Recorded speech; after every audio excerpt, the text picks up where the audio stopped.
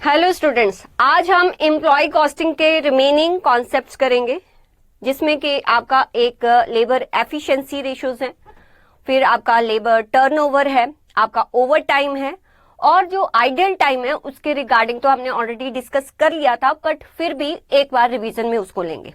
तो आप लोग सारे के सारे इस जो आपकी बुक में labour turnover, over time and ideal time लिखा है, इस वाले पेज पर आ जाइए। सबसे पहले बात करते हैं हम लेबर टर्नओवर की। और जब टर्नओवर का मतलब क्या होता है, जो भी आप कह लो कि चेंजेस, ठीक है, कि इन्वेंट्री टर्नओवर रेशियो जो आप करते होगे अपने फाइनेंशियल अकाउंटिंग में भी करते हो, जहाँ यहाँ पर भी यूज होता है। इट मीन्स के कंप्लीट ईयर में हमने मटेरियल, अगर आप याद करो तो हमने जब मटेरियल कॉस्टिंग चैप्टर किया था, वहां पर हमने इन्वेंट्री टर्नओवर रेशियो की बात की थी। तो टर्नओवर का मतलब होता है कि ईयर में कितने बार चेंजेस होता है। तो यहाँ पर लेबर टर्नओवर को भी आप उसी सेंस में ही जो है कंसीडर करोगे। तो लेबर टर्नओवर का मतलब क्या है कि किसी ऑर्गेनाइजेशन में जो लेबर है वो कितना चेंज हो रही है। देखो, किसी ऑर्गेनाइजेशन में हम वैसे ही बात करते हैं कि ऑर्गेनाइजेशन में लेबर का टर्नओवर होना इज अ गुड थिंग और बैड। क्या हम इसको अच्छी बात माने या बुरी बात माने? वैसे एक जर्नल डिस्कशन, देखो कॉन्सेप्ट अलग बात है, वैसे सोचना that is totally different thing. Is it good और बैड लेबर टर्नओवर होना किसी ऑर्गेनाइजेशन में? It's a bad thing. Why it's a bad thing? Because ये आपके ऑर्गेनाइजेशन की प्रोडक्टिविटी पर जो है बहुत ज्यादा बैड इंपैक्ट डालती है। क्योंकि आपको पता है ना, हर चीज में एक लर्निंग कर्व होता है। तो आप जब आपके ऑर्गेनाइजेशन में लेबर जो है वो फ्रीक्वेंटली चेंज होता है, तो वहां पर वो लर्निंग कर्व जो है ना वो हैम्पर होता है। तो दैट्स वाई, जैसे अभी तो आप देखो ना, वर्ल्ड कप T20 चल रहा है। हाँ, आप नहीं देखते होगे मुझे पता है, बट वो चल रहा है, राइट? तो जब कोई भी बैट्समैन आता है तो यही कोशिश की जाती है कि वो ज्यादा देर तक टिके। क्यों? क्योंकि जब वो टिक जाता है ना, उसका एक मोमेंटम स्टैब्लिश हो जाता है, तो फिर वो ज्यादा स्कोर कर सकता है, ज्यादा रन्स बना सकता है। जैसे ही चेंज होता है ना, तो जो न्यू प्लेयर आता है तो पहले तो उसको वो पिच को समझने में बहुत टाइम लगता है। तो ऐसा ही बेटा ऑर्गेनाइजेशन में भी होता है कि एक लेबर उस इन्वायरमेंट को समझना उसके लिए डिफिकल्ट होता है, ठीक है? तो इसलिए फर्स्ट ऑफ ऑल, जैसे ही लेबर किसी ऑर्गेनाइजेशन में चेंज होती है ना, तो उस ऑर्गेनाइजेशन में जो है एक तो प्रोडक्टिविटी हैम्पर होती है, क्योंकि वो लेबर आएगा, वो आपके प्रोडक्ट को, आपके ऑर्गेनाइजेशन को, आपके वर्क स्टाइल को समझेगा, फिर उसके अकॉर्डिंग काम करना स्टार्ट करेगा। अपार्ट फ्रॉम दैट, आप न्यू लेबर को हायर करते हो तो उसके रिक्रूटमेंट में, उसकी ट्रेनिंग में ये सारे खर्चे आते हैं, ये सारे खर्चे इन्वॉल्व होते हैं। तो ये बहुत ज्यादा खर्चा हो जाता है अगर किसी ऑर्गेनाइजेशन में लेबर टर्नओवर बहुत ज्यादा है। अब बहुत ज्यादा का मतलब क्या होता है? जैसे फाइनेंशियल अकाउंटिंग में आप करंट रेशियो निकालते हो, तो आपको पता है कि कौन सी रेशियो जो है वो आइडियल होती है, कौन सी बैड होती है। आपको एक स्टैंडर्ड दिया हुआ है, बट इन कॉस्टिंग कोई स्टैंडर्ड नहीं होता। अब यहाँ पर अगर मैं लेबर टर्नओवर, कितना लेबर टर्नओवर जो है वो गुड है, कितना बैड है, ऐसा कोई स्टैंडर्ड्स नहीं है। ये आपको देखना पड़ता है इंडस्ट्री टू इंडस्ट्री। अगर मैं आईटी इंडस्ट्री की बात करूं ना, बैंकिंग इंडस्ट्री की बात करूं, तो वहां पर लेबर टर्नओवर रेशियो बहुत ज्यादा होता है, ठीक है? तो फिर उनका स्टैंडर्ड अलग होगा। बट अगर हम इसके अपार्ट फ्रॉम दैट, अगर हम दूसरी इंडस्ट्री जैसे स्टील इंडस्ट्रीज, टाटा मोटर्स, इनमें आ जाए ना, तो इनका लेबर टर्नओवर जो है आईटी इंडस्ट्री के कंपैरेटिवली कम होता है। तो डिपेंड अपॉन वो इंडस्ट्री या बिजनेस किस कैटेगरी को बिलोंग करता है, वैसे लेबर टर्नओवर का रेशियो भी जो है वो चेंज होता रहता है। तो यहाँ पर हमें क्या सीखना है? यहाँ पर उसने यही बात की हुई है कि जो लेबर टर्नओवर होता है वो एक ऑर्गेनाइजेशन में जो है वो कह लो कि एडवर्स इंपैक्ट डालता है उसकी प्रोडक्टिविटी पर। सो ऑर्गेनाइजेशन को ट्राई करना चाहिए, कोशिश करना चाहिए कि वो अपने लेबर टर्नओवर को मिनिमम रखे। फिर उसने बताया कि लेबर टर्नओवर होने के रीजंस क्या होते हैं, क्या रीजंस हो सकते हैं लेबर टर्नओवर के। जहां तक मुझे लगता है कि 90% लोग किसी जॉब को क्यों छोड़ते हैं? पैसे के लिए। ठीक है, रेमुनरेशन रीजन होता है। तो 90% तो एक रेमुनरेशन ही रीजन होता है। आपने बैंक्स में या बहुत सारी कंपनीज में देखा होगा कि लोग ज्यादातर क्यों छोड़ के जाते हैं, बिकॉज उनको दूसरी कंपनी में अच्छा जो है वो पैकेज मिल रहा है तो वो छोड़ जाते हैं। हाँ, कुछ और रीजंस भी हो सकते हैं। कुछ और रीजंस क्या हो सकते हैं, ये रीजन हो सकता है कि आप कोई मैनेजमेंट के साथ बनती नहीं है, ठीक है, आपकी वेवलेंथ नहीं मिलती तो आप छोड़ देते हो, राइट। फिर और रीजन क्या हो सकता है, आजकल देखो जेंजी, आप जेंजी हो, आजकल आपका तो मतलब कि वैसे ही मूड चेंज किया तो हमने जॉब भी चेंज कर ली। देखो ऑफेंड नहीं होना, मतलब वैसे अब आपका इन्वायरमेंट ही ऐसा है, आपकी कोई गलती नहीं है, अभी ऐसे ही मूड किया तो जॉब चेंज कर ली, मतलब कुछ भी हो सकता है, राइट। हाँ, वाइब नहीं मैच करती हमारी, हम काम नहीं कर सकते यहाँ पर, ठीक है। कुछ कहते हैं कि भाई अब मेरे लिए ये काम ही नहीं बना, मतलब मुझे पैसे से कोई लेना देना नहीं, हमें मोह माया है ही नहीं, हमें तो कुछ और करना है लाइफ में, इसलिए जॉब छोड़ दी। मतलब I mean to say there are a lot of reasons कि जिसकी वजह से लेबर टर्नओवर होता है। बट मोस्ट ऑफ रीजंस जो होते हैं, कुछ ऐसे रीजंस होते हैं जो ऑर्गेनाइजेशन की मैनेजमेंट के हाथ में होते हैं, जिससे वो उस टर्नओवर को रिड्यूस कर सकती है। कैसे रीजन, जैसे उनको जो उनका सैलरी पैकेज रखना चाहिए कॉम्पिटिटर के कंपैरेटिवली अच्छा रखना चाहिए, जितना काम है उसके अकॉर्डिंग अपने एम्प्लॉयज को कंपनसेट करना चाहिए। वर्क कल्चर अच्छा होना चाहिए, ठीक है। वर्क लाइफ बैलेंस की आजकल बहुत बात होती है, आपने देखा ही था, ठीक है। लास्ट डेज में तो इस पर बहुत ज्यादा बहस भी हो गई थी। जो इन्फोसिस के फाउंडर हैं, ठीक है, उन्होंने तो कहा था कि एम्प्लॉयज को ज्यादा से ज्यादा काम करना चाहिए। बट आज की डेट में जो जनरेशन है वो कहती है कि हमें तो वही वर्क लाइफ बैलेंस चाहिए। तो वो अगर वर्क लाइफ बैलेंस होगा, राइट, तो अगर आप अपने जितने भी एम्प्लॉयज हैं उनको मोटिवेट रखोगे, उनका प्रॉपर जो है उनको इंसेंटिव्स दोगे, तो आप अपनी जो ऑर्गेनाइजेशन की टर्नओवर है ना उसको रिड्यूस कर सकते हो। तो कुछ रीजंस ऐसे होते हैं जो कि मैनेजमेंट के हाथ में होते हैं, कंट्रोल कर सकती है वो अपने टर्नओवर को। बट कुछ रीजंस ऐसे होते हैं जो नॉन कंट्रोलेबल होते हैं। नॉन कंट्रोलेबल रीजंस क्या होते हैं? नॉन कंट्रोलेबल रीजंस आप बताओ, सोचो। नॉन कंट्रोलेबल भी मैनेजमेंट के हाथ में नहीं है, वो कुछ नहीं कर सकती इसके बारे में। क्या ऐसा रीजन हो सकता है कि लेबर टर्नओवर का मतलब कि चेंज हो रही है लेबर। बहुत सारे रीजन होते हैं, कुछ रीजंस मैंने आपको बता दिए, कुछ रीजंस आप मुझे बता दो, बोलो।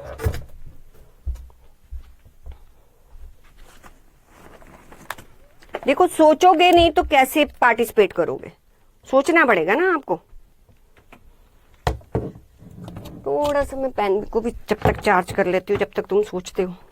अरे बाई मैच नहीं हो रही, बस इतना लिख के तुम हट गए हो, आगे भी तो बोलो।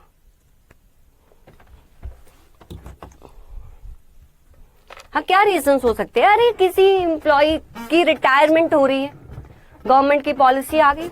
अच्छा, कंट्रोलेबल मतलब नॉन कंट्रोलेबल रीजंस क्या हो सकते हैं बच्चा? कि अरे रिटायरमेंट हो रहा है एम्प्लॉय, अब उसमें ऑर्गेनाइजेशन क्या उखाड़ लेगी बताओ, ठीक है। और कोई रीजंस बताओ। अब एम्प्लॉय जो है जो किसी की मतलब ऐसा ना हो डेथ हो गई, वो भी टर्नओवर में ही आएगा ना। तो डेथ हो गई, रिटायरमेंट हो गई, या कुछ जो एम्प्लॉयज के अपने पर्सनल रीजंस होते हैं कि अब आप उसकी फैमिली जो है वो अब्रॉड शिफ्ट हो रही है, राइट। तो ऐसे बहुत सारे रीजंस होते हैं जो ऑर्गेनाइजेशन के हाथ में नहीं होते, ठीक है। रिट्रेंचमेंट हो गई, मतलब अब वो जो प्रोडक्ट लाइन है वो प्रोडक्ट लाइन अब वो स्टार्ट कह लो कि जैसे अभी आईटी कंपनीज में ले ऑफ हो रहा है, आपने देखा एआई आ गया, अब एआई ज्यादा बेटर वे में वो काम कर रहा है रादर देन के ह्यूमन जैसे करते हैं, तो उन्होंने ले ऑफ कर दिया। तो अब चाहिए ही नहीं तो वो रख के भी क्या करेंगे। तो ऐसे बहुत सारे रीजंस होते हैं जिनको कंट्रोल नहीं किया जा सकता। कुछ कंट्रोलेबल होते हैं, कुछ नॉन कंट्रोलेबल होते हैं।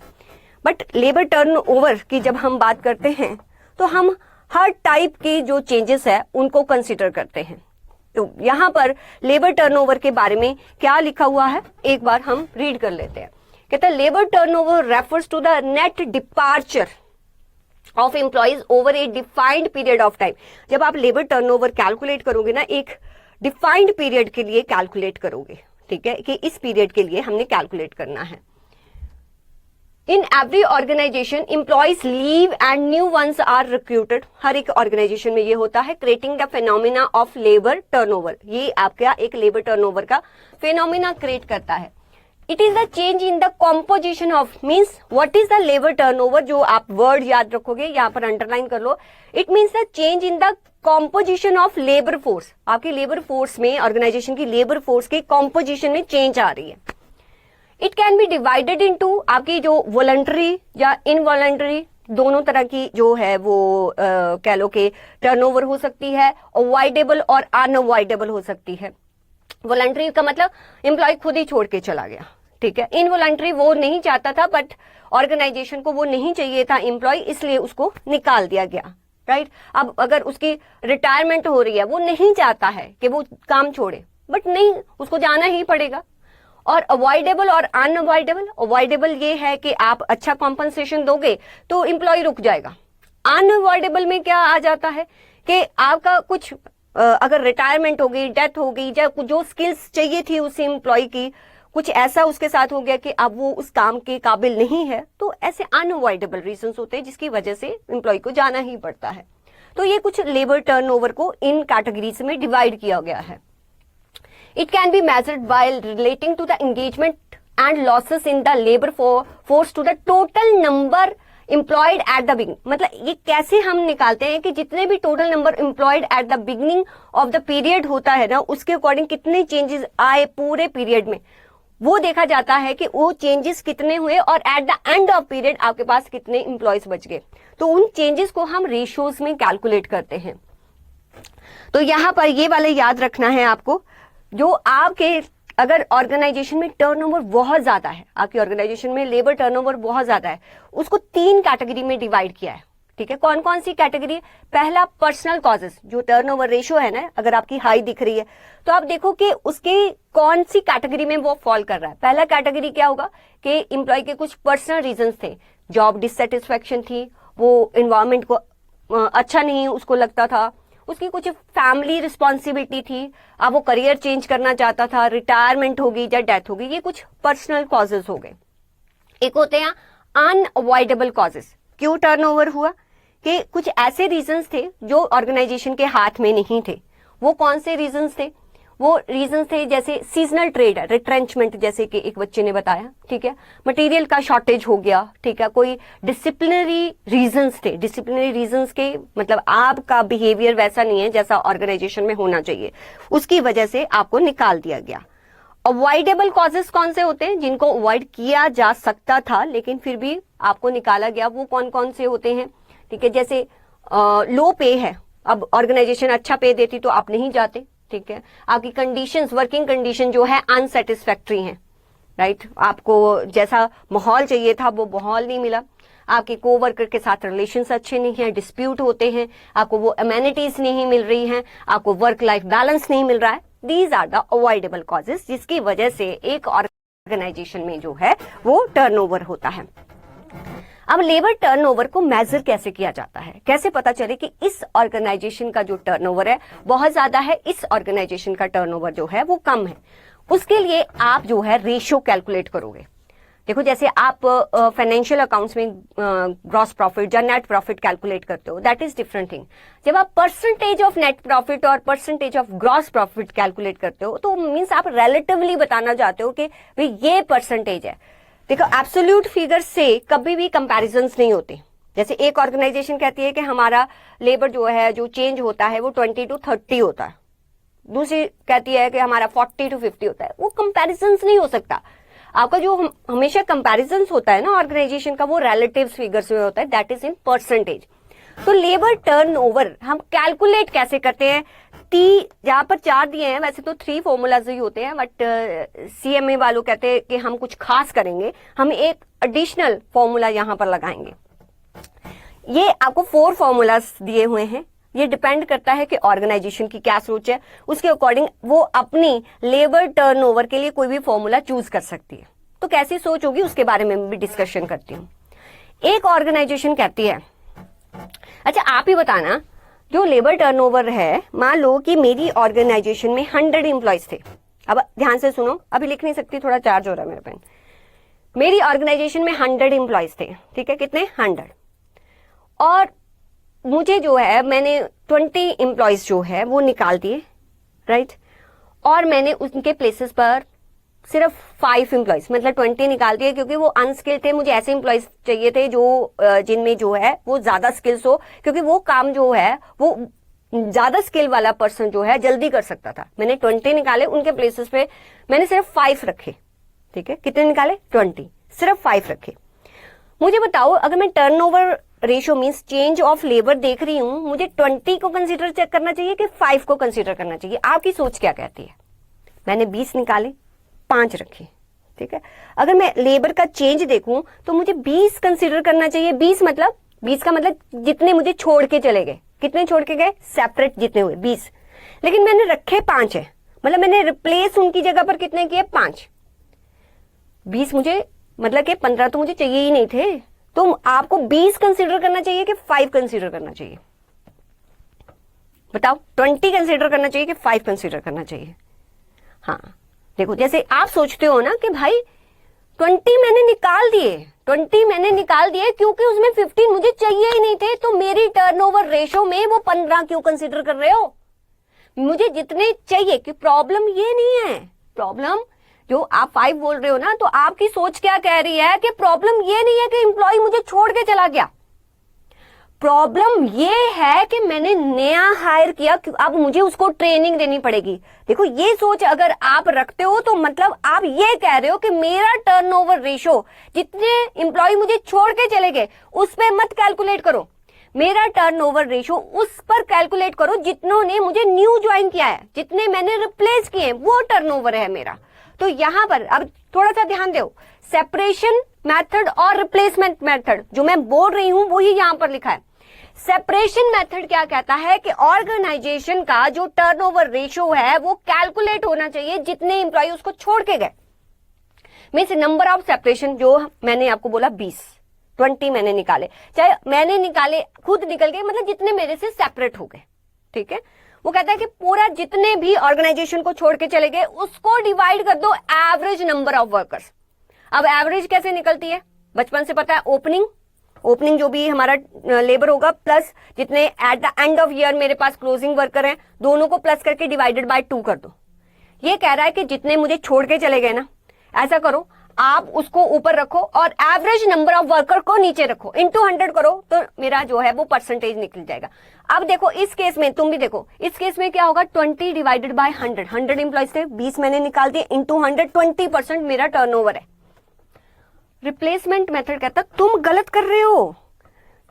रिप्लेसमेंट मेथड कहता कि अरे लेबर तुम्हें छोड़ के चला गया, उससे क्या लेना देना, तुम्हें जितने चाहिए थे, जितने चेंज हुए वो प्रॉब्लम होती है। इसलिए यहां पर नंबर ऑफ सेपरेशंस मत लिखो, यहां पर लिखो जितने रिप्लेस किए हैं आपने, number of replacement divided by average number of worker.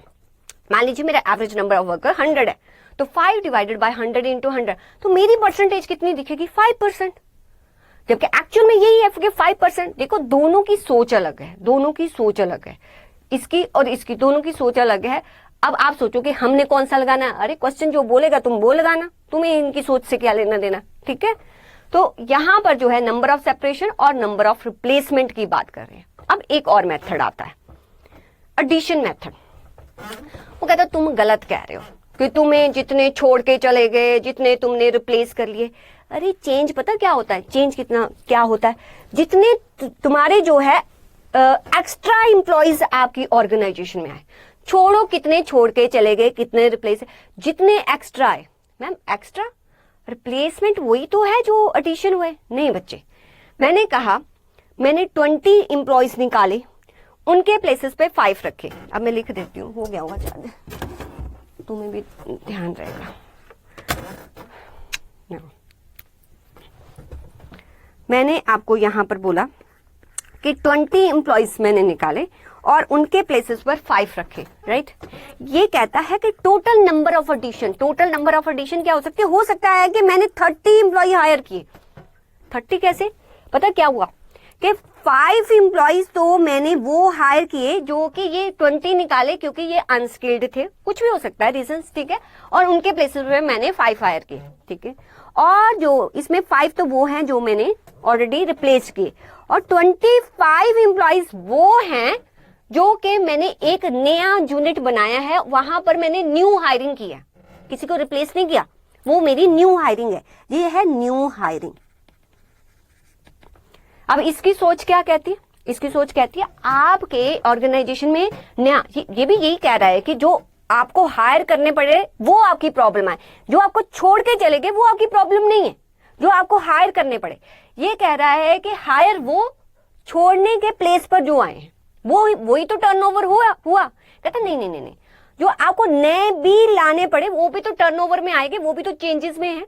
तो नंबर ऑफ एडिशंस का मतलब क्या है कि जो रिप्लेस्ड हुए हैं प्लस जो आपकी न्यू रिक्रूटमेंट हुई है, जो जॉब प्लेस पहले नहीं था, आपका न्यू जॉब पोजीशन क्रिएट हुआ है, वो भी आपको ऐड करने हैं, तब आप ये टर्नओवर रेशो निकालेंगे।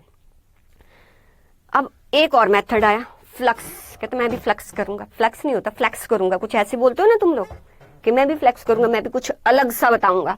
अब ये अलग सा क्या बता रहा है? वो कहता है ऐसे करो, तुम नंबर ऑफ एडिशंस प्लस कर दो नंबर ऑफ सेपरेशन, मतलब दोनों को लो कि जो आपकी एडिशंस हुई हैं, जितनी भी टोटल नंबर ऑफ एडिशंस हुई हैं, देखो एडिशंस में रिप्लेसमेंट तो होगी, ठीक है। इस केस में आपकी एडिशंस कितनी है? एडिशंस कितनी है? 30, ठीक है। हाँ, फ्लैक्स करती है, तुम्हें पता होगा। मेरी डॉटर भी बहुत सारे ऐसे वर्ड बताती है, मैं क्या बोलते रहते हो तुम यार, अलग अलग वर्ड बोलते हो। एक और ही वर्ड बोलता है, मेरा बेटा तो अलग ही बोलता रहता है, 6 7 पता नहीं तुम्हें पता होगा कि नहीं, पता नहीं, अलग ही चीज होती है। मैं ना गूगल से पूछती हूँ कि भाई इसका कोई सेंस बनता है? कहता है no sense, these are non sense. कोई सेंस नहीं बनता, पता नहीं क्या बोलते हो यार तुम, 6 7। चलो इधर आओ।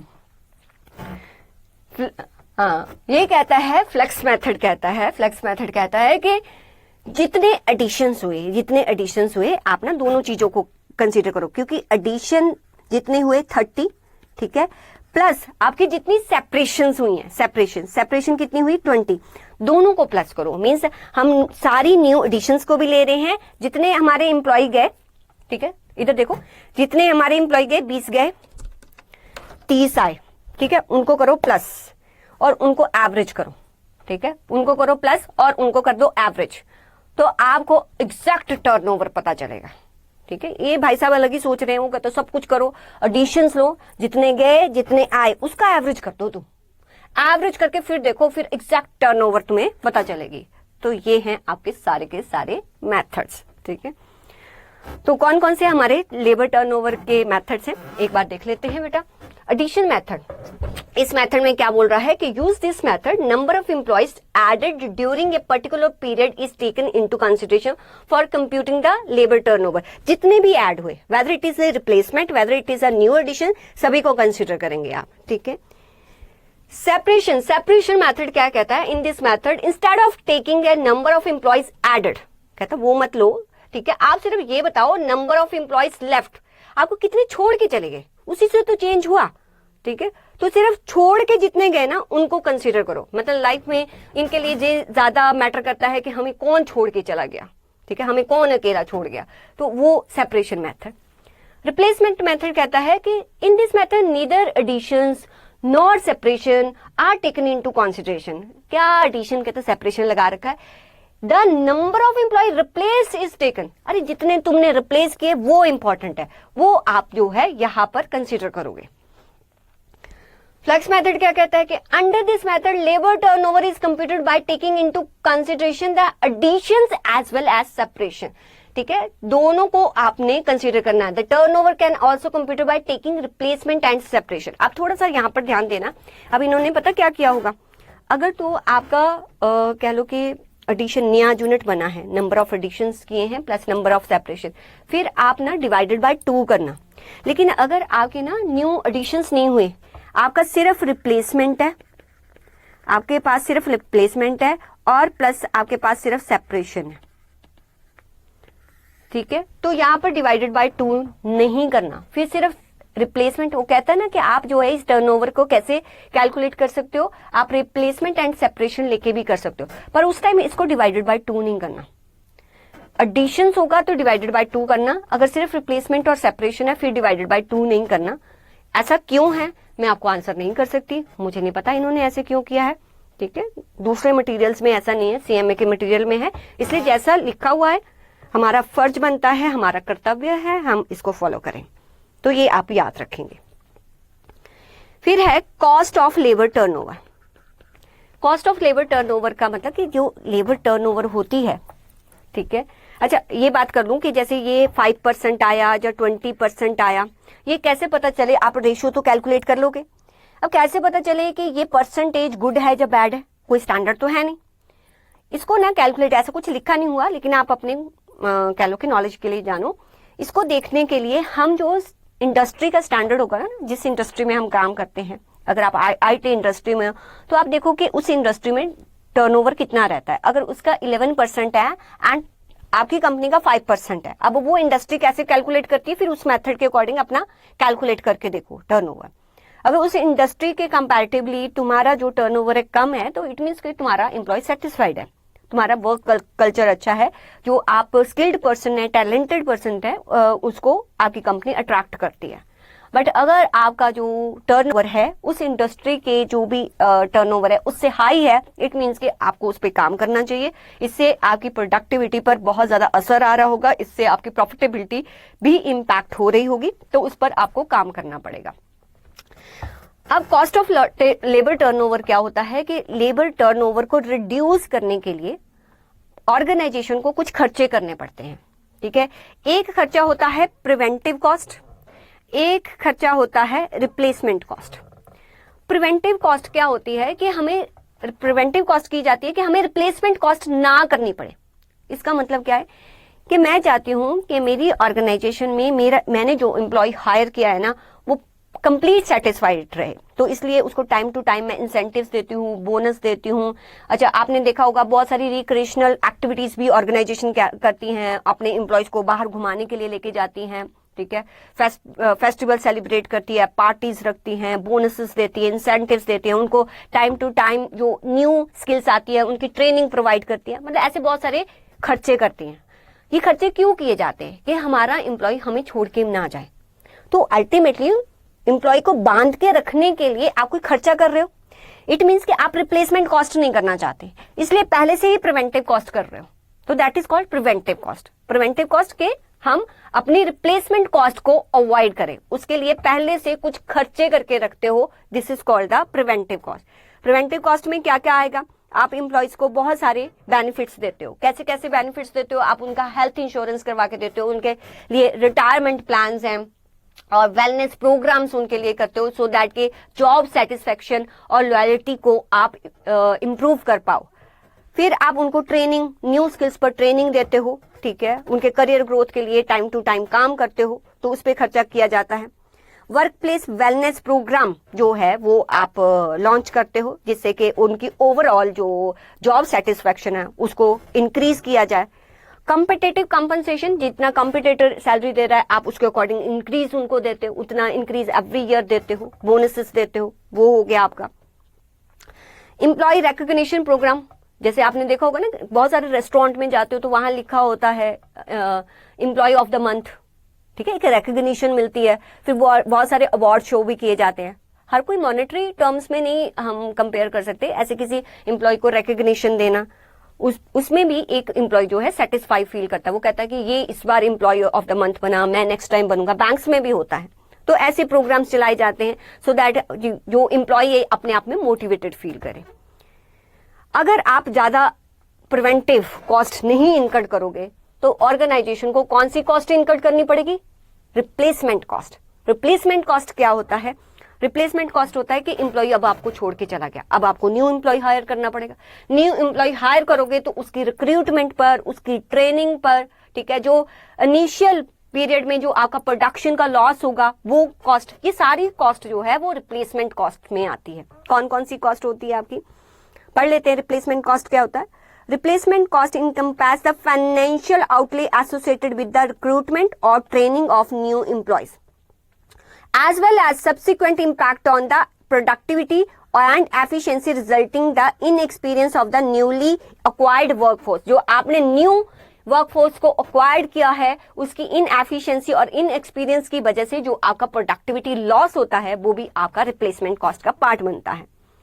तो रिक्रूटमेंट एक्सपेंसेस, ट्रेनिंग एक्सपेंसेस, जो प्रोडक्टिविटी लॉस है, जितना उसने वेस्टेज किया, क्योंकि पहली बार जब आप घर में भी अगर कभी मम्मी ना हो घर में, ठीक है, तो आप कहते हो आज हम खाना बनाएंगे, तुम्हारा भाई जब तुम्हारी बहन खाना बनाएगी, ऐसा होता है ना, तो आटे का वेस्टेज, ठीक है, और किचन तो हालत ऐसी होती है कि मतलब कि कोई भी चिल्ला दे उसको देख के। फिर रोटियां जो है पहली 2-3 तो पता ही नहीं कैसी बनती हैं, कौन सा उसका मैप बनता है पता ही नहीं चलता, फिर 5वीं 6ठी शायद अच्छी बनती हो। तो ऐसा ही किसके साथ होता है? लेबर के साथ। वो पहले आता है, प्रोडक्ट पता नहीं कैसा बनाता है, फिर एक लर्निंग कर्व होती है, राइट। फिर आपको अगर रोज रोटी बनानी पड़े तो फिर तो आप बिना देखे बस वही शेप उतना साइज रोटी बना दोगे, है ना। तो यही आपका किसके साथ होता है? Labour turnover. तो दीज आर द कॉस्ट। आपको पॉइंट्स याद रखने हैं लाइन टू लाइन, तो आप कुछ नहीं लिख सकते, तो पॉइंट्स में क्या लिखना है वो सोच लेना तुम। अब देखो यहां पर है ट्रीटमेंट ऑफ लेबर कॉस्ट। आप लेबर कॉस्ट नहीं, ट्रीटमेंट ऑफ लेबर टर्नओवर। आप लेबर टर्नओवर का ट्रीटमेंट क्या करोगे? आप जो है कहता कि प्रिवेंटिव कॉस्ट, इसको किसका पार्ट मानते हो? Overhead expenses.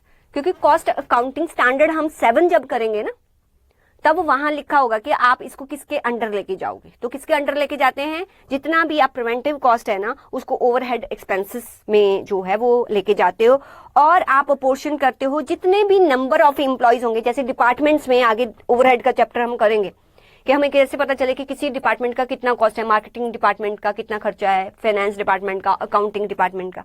तो जो भी टोटल प्रिवेंटिव कॉस्ट आएगा ना, इन डिपार्टमेंट्स में जितने भी एम्प्लॉयज काम कर रहे होंगे उन एम्प्लॉयज के बेसिस पर मान लीजिए कि आपका टोटल प्रिवेंटिव कॉस्ट का खर्चा आ रहा है 1 लाख, ठीक है। आपके पास एक अकाउंट्स डिपार्टमेंट है, एक फाइनेंस डिपार्टमेंट है, एक मार्केटिंग डिपार्टमेंट है। ऑब्वियसली इन पर ये खर्चा जो है, इस खर्चे का बर्डन इन तीनों पर डालोगे। अगर इसमें 10 एम्प्लॉयज हैं, इसमें आपके इसमें भी 10 है, इसमें 5 है, तो आप इस रेशियो पर इन तीनों डिपार्टमेंट में खर्चा जो है वो अपोर्शन कर दोगे। क्लियर? फिर रिप्लेसमेंट कॉस्ट ध्यान दे लो। कहता रिप्लेसमेंट कॉस्ट जो है ना वो 2 वजह से हो सकती है। एक तो अकाउंट, मान लो अकाउंट्स डिपार्टमेंट है, जो वहां का अकाउंटेंट, सीनियर अकाउंटेंट है, उसको गुस्सा बहुत आता है, जब देखो वो गुस्सा करता है, एम्प्लॉय छोड़ के चला जाता है, वो कहता है हम क्यों बर्दाश्त करें इसको, ठीक है। अब वहां पर नया एम्प्लॉय हायर करना पड़ता है, उसकी रिक्रूटमेंट, उसकी training, because that is the fault of that particular department. अगर उस पर्टिकुलर डिपार्टमेंट का फॉल्ट है, फिर ये बाकी क्यों बेयर करेंगे, ठीक है। अगर किसी रिप्लेसमेंट कॉस्ट आपने इनकट किया because of the fault of particular department, कोई भी रीजन हो सकता है, मैंने तो वैसे ही एक रीजन दिया, ठीक है, कोई भी रीजन देखो बच्चे हो सकता है, तो आप उस पर्टिकुलर डिपार्टमेंट को उस रिप्लेसमेंट कॉस्ट का बर्डन बेयर करने के लिए दोगे। बट अगर किसी का फॉल्ट नहीं है, वैसे ही आप रिप्लेसमेंट कॉस्ट सभी डिपार्टमेंट्स के लिए की है और ये एक जनरल ट्रेंड है आपकी ऑर्गेनाइजेशन में, फिर सारे डिपार्टमेंट उसको बेयर करेंगे। क्या है? रिप्लेसमेंट कॉस्ट में arise due to the faults of a departments और due to the faulty management policy. पहले अगर तो इन फर्स्ट केस अगर डिपार्टमेंट का फॉल्ट है तो आप उस कंसर्न डिपार्टमेंट को वो पूरे का पूरा ओवरहेड कॉस्ट जो है वो बेयर करने के लिए दोगे। इन लेटर केस मतलब मैनेजमेंट पॉलिसी का डिफॉल्ट है, कोई भी रीजन हो सकता है, नॉट अ मैनेजमेंट पॉलिसी, सिर्फ मैनेजमेंट पॉलिसी लिखी हुई है, बट कोई भी रीजन हो सकता है, कोई भी अदर केस होगा ना बच्चा, तो आप उसको अपोर्शन करोगे डिफरेंट डिपार्टमेंट्स में जितने एम्प्लॉय आपने एम्प्लॉय कर रखे होंगे। क्लियर? तो ये नोट है, अगर आपको लेबर टर्नओवर पर नोट आ जाए तो ये सारा कुछ आप याद रखेंगे। चलो एक क्वेश्चन कर लेते हैं आप इस पर, इसके बेसिस पर। आइए अपना इलस्ट्रेशन नंबर 21 पर आ जाइए। During October 2022, the following information obtained from the personnel department of a manufacturing company. Personnel department जो भी HR department होगा. The labor force beginning of the month is, आपका जो beginning का labor force था वो 1900 था. At the end of the month ये रह गया 2100. During the month 25 people left. 25 people जो है आपको छोड़ के चले गए, while 40% वर डिस्चार्ज, और 40 को आपने डिस्चार्ज कर दिया। तो टोटल मुझे कितने लोग जो है इस पीरियड में मेरी ऑर्गेनाइजेशन से सेपरेट हुए, टोटल कितने सेपरेट हुए? 25 खुद ही छोड़ के चले गए और 40 को हमने डिस्चार्ज कर दिया। टोटल सेपरेट कितने हो गए? सेपरेट तो किसी में खुद छोड़ो, हम निकाले, सेपरेट तो हो गए ना। तो कितने हो गए टोटल सेपरेट मेरी ऑर्गेनाइजेशन से? पानी पी लो तुम लोग। हाँ, कितने हो गए? 65 सेपरेट कितने हो गए? 65। 280 workers were engaged, out of which only 30 were appointed in the vacancy created by the दोबारा से बोलूंगी, इधर देखो, तुम नहीं देख रहे हो। 280 workers were engaged, मतलब एडिशन हुई है, जो नए एम्प्लॉयज आए हैं वो 280 आए। Out of which only 30 were appointed in the vacancy created by number of workers separated. Separated कितने हुए थे? अभी तुमने बताया 65। कहता है जो 280 नए एंगेज किए हैं ना हमने, उनमें से 30 वो हैं जो हमसे सेपरेट हुए थे, उनकी प्लेस पर हमने हायर किए। तो ये 30 क्या है? नंबर ऑफ एडिशन है कि नंबर ऑफ रिप्लेसमेंट्स है? तो ये 30 क्या है? Yes, these 30s are replacements, right? तो these 30 are replacement and rest on account of expansion scheme. कोई expansion आपने किया होगा तो it means कि 250 कोई आपने नया डिपार्टमेंट बनाया, नया प्रोडक्ट लाइन बनाया, उसकी वजह से आपने 250 हायर किए हैं। Calculate that labour turnover by different method. Different method के अकॉर्डिंग आपने लेबर टर्नओवर निकालना है। तो चलिए इस क्वेश्चन को फटाफट कर लेते हैं। इलस्ट्रेशन नंबर यहाँ निकाल लेती हूँ। सारे मेथड्स लिखो, एडिशन मेथड लिखो पहले।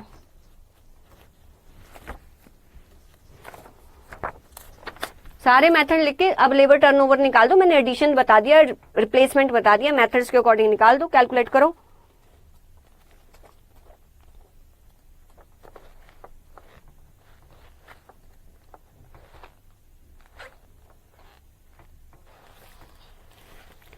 Illustration number. आज एक बच्चा नहीं दिख रहा, दयाल। दयाल आया नहीं है वो बच्चा क्या?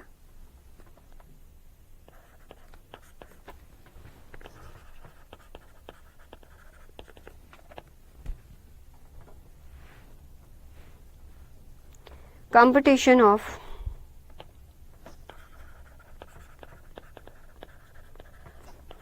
labor turnover।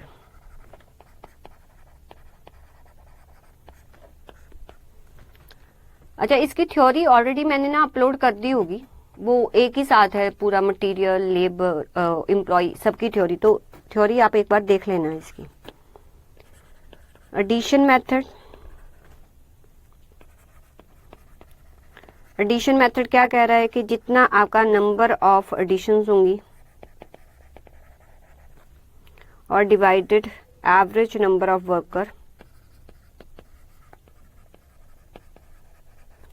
During the period into 100। ठीक है, यही है।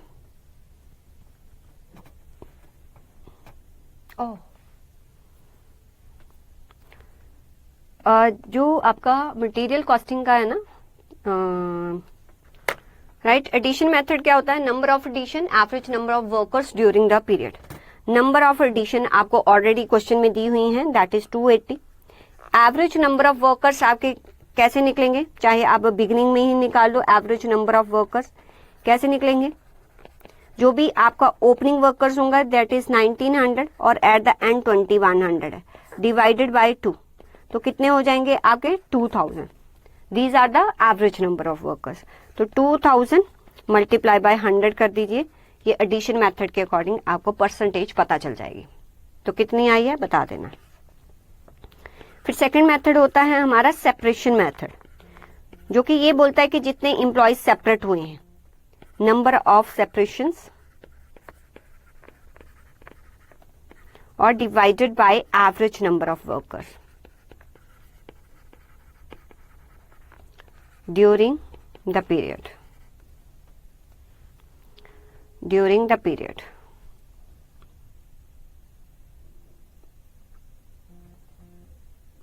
14 आया आपका इंटू 100। तो ये आपने बताया 14% एडिशन के अकॉर्डिंग। ओके, सेपरेशन आपने मुझे बताई थी कि मैम 25 जो लेफ्ट हो गए, 40 जो डिस्चार्ज किए गए और डिवाइडेड बाय 2000 इंटू 100, तो ये भी बता देना कितना आ जाएगा। सी आपका होता है रिप्लेसमेंट मेथड। जितने आपने सेपरेट किए उनके प्लेसेस पर जितने न्यू एम्प्लॉयज आए उनको हम रिप्लेसमेंट बोलते हैं।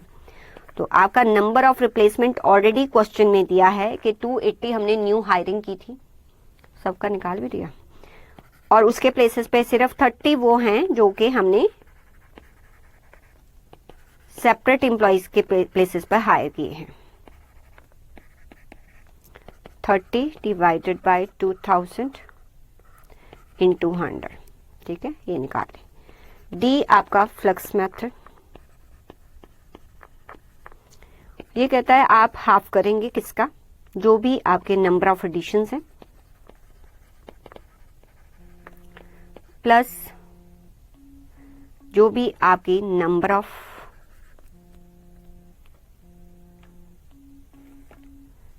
सेपरेशंस हैं,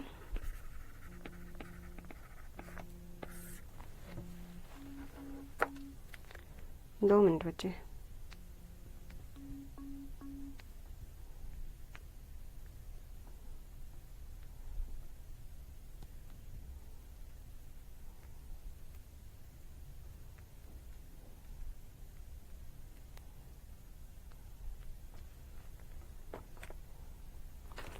divided by average number of workers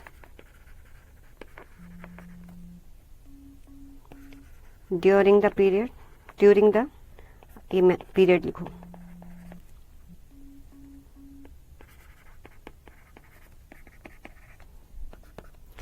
तो आपकी नंबर ऑफ एडिशंस कितने हैं, 280 प्लस सेपरेशन 65, 2000 इंटू 100।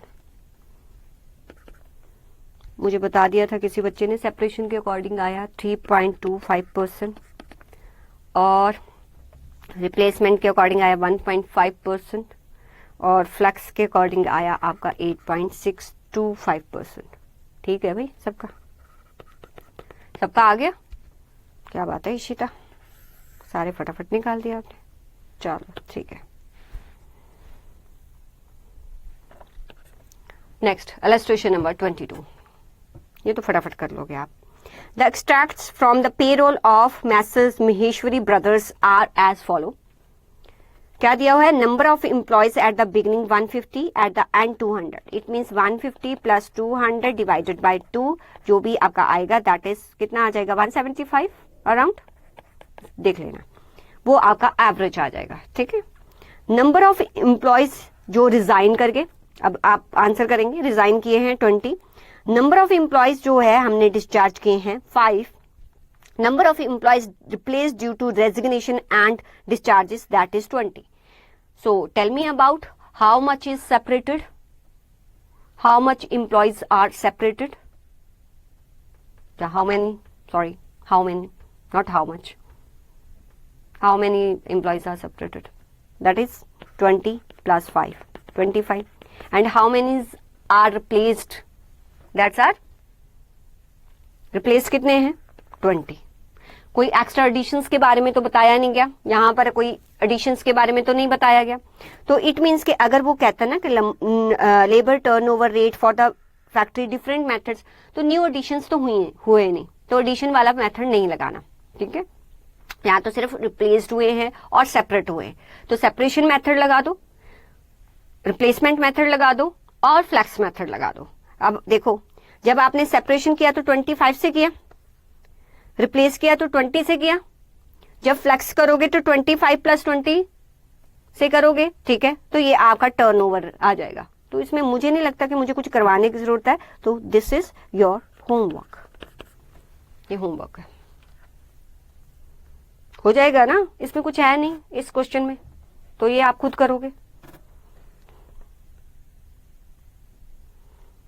23 इंपॉर्टेंट, इस पर आओ, 23 इंपॉर्टेंट उस पर आओ।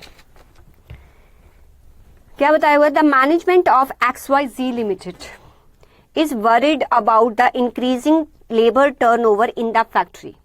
मतलब हो सकता है कि फैक्ट्री में बहुत ज्यादा लेबर टर्नओवर हो रही हो, Before analyzing the causes and taking the remedial steps, they want to have an idea of profit foregone as a result of labor turnover during the last year. वो क्या कहना चाहता है? वो कहता है कि मैनेजमेंट बहुत ज्यादा परेशान है, जो लेबर टर्नओवर है ऑर्गेनाइजेशन में बहुत ज्यादा हो रही है।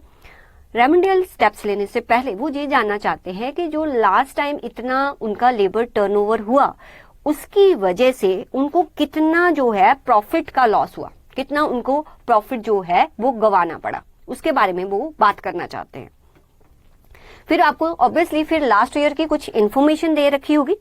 लास्ट ईयर में क्या हुआ? लास्ट ईयर में सेल्स जो हुई है आपकी कितनी? 83 लाख, यहाँ पर लिख देती हूँ, जो आपकी सेल्स हुई है वो हुई है 83,03,300। ये आपकी लास्ट ईयर सेल हुई है जहां पर जब लेबर का टर्नओवर हुआ।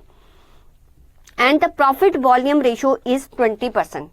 अब प्रॉफिट वॉल्यूम रेशियो क्या होता है वो मार्जिनल कॉस्टिंग का टॉपिक है, बट फिर भी यहां पर आपको अंडरस्टैंडिंग के लिए मैं आपको बता देती हूँ, इसको हम पीवी रेशियो भी कहते हैं। ठीक है, पीवी रेशियो भी कहते हैं। तो प्रॉफिट वॉल्यूम रेशियो 20% का मतलब क्या होता है कि आप अगर 100 रुपीज की सेल करते हो ना, तो आप उसमें से जितनी भी तुम्हारी वेरिएबल कॉस्ट होती है ना, वो सारी की सारी माइनस करने पर आपको 20 रुपए बच जाते हैं। इसको कंट्रीब्यूशन है। आप अभी इतना मत सोचो, आप इसको जो है वो प्रॉफिट रेशियो ही मान लो। ठीक है, तो 20% मतलब कि आप सेल का 20% जो है वो प्रॉफिट अर्न करते हो, हम ये मान लेते हैं अभी के लिए। The total number of actual hours worked by the direct labour force, direct labour force ने जो काम किया है वो कितना किया है? वो किया है 4.45 लाख, 4,45,000 ये आवर्स जो है वो लेबर ने काम किया। लास्ट ईयर की वो बात कर रहा है। As a result of the delay by the personnel department in filling the vacancies due to the labor turnover, 1 lakh potential productive hours were lost. वो कह रहा है कि एक्चुअल में तो इतना काम हुआ है, 1 लाख आवर्स, 1 लाख आवर्स और काम हो सकता था। ठीक है, बट जो हमारा एचआर डिपार्टमेंट है ना, उसने टाइमली वैकेंसी को फिल नहीं किया, हो सकता है at the end of year ही किया हुआ, उसकी वजह से 1 लाख प्रोडक्टिव आवर्स जिसमें काम हो सकता था वो काम नहीं हुआ।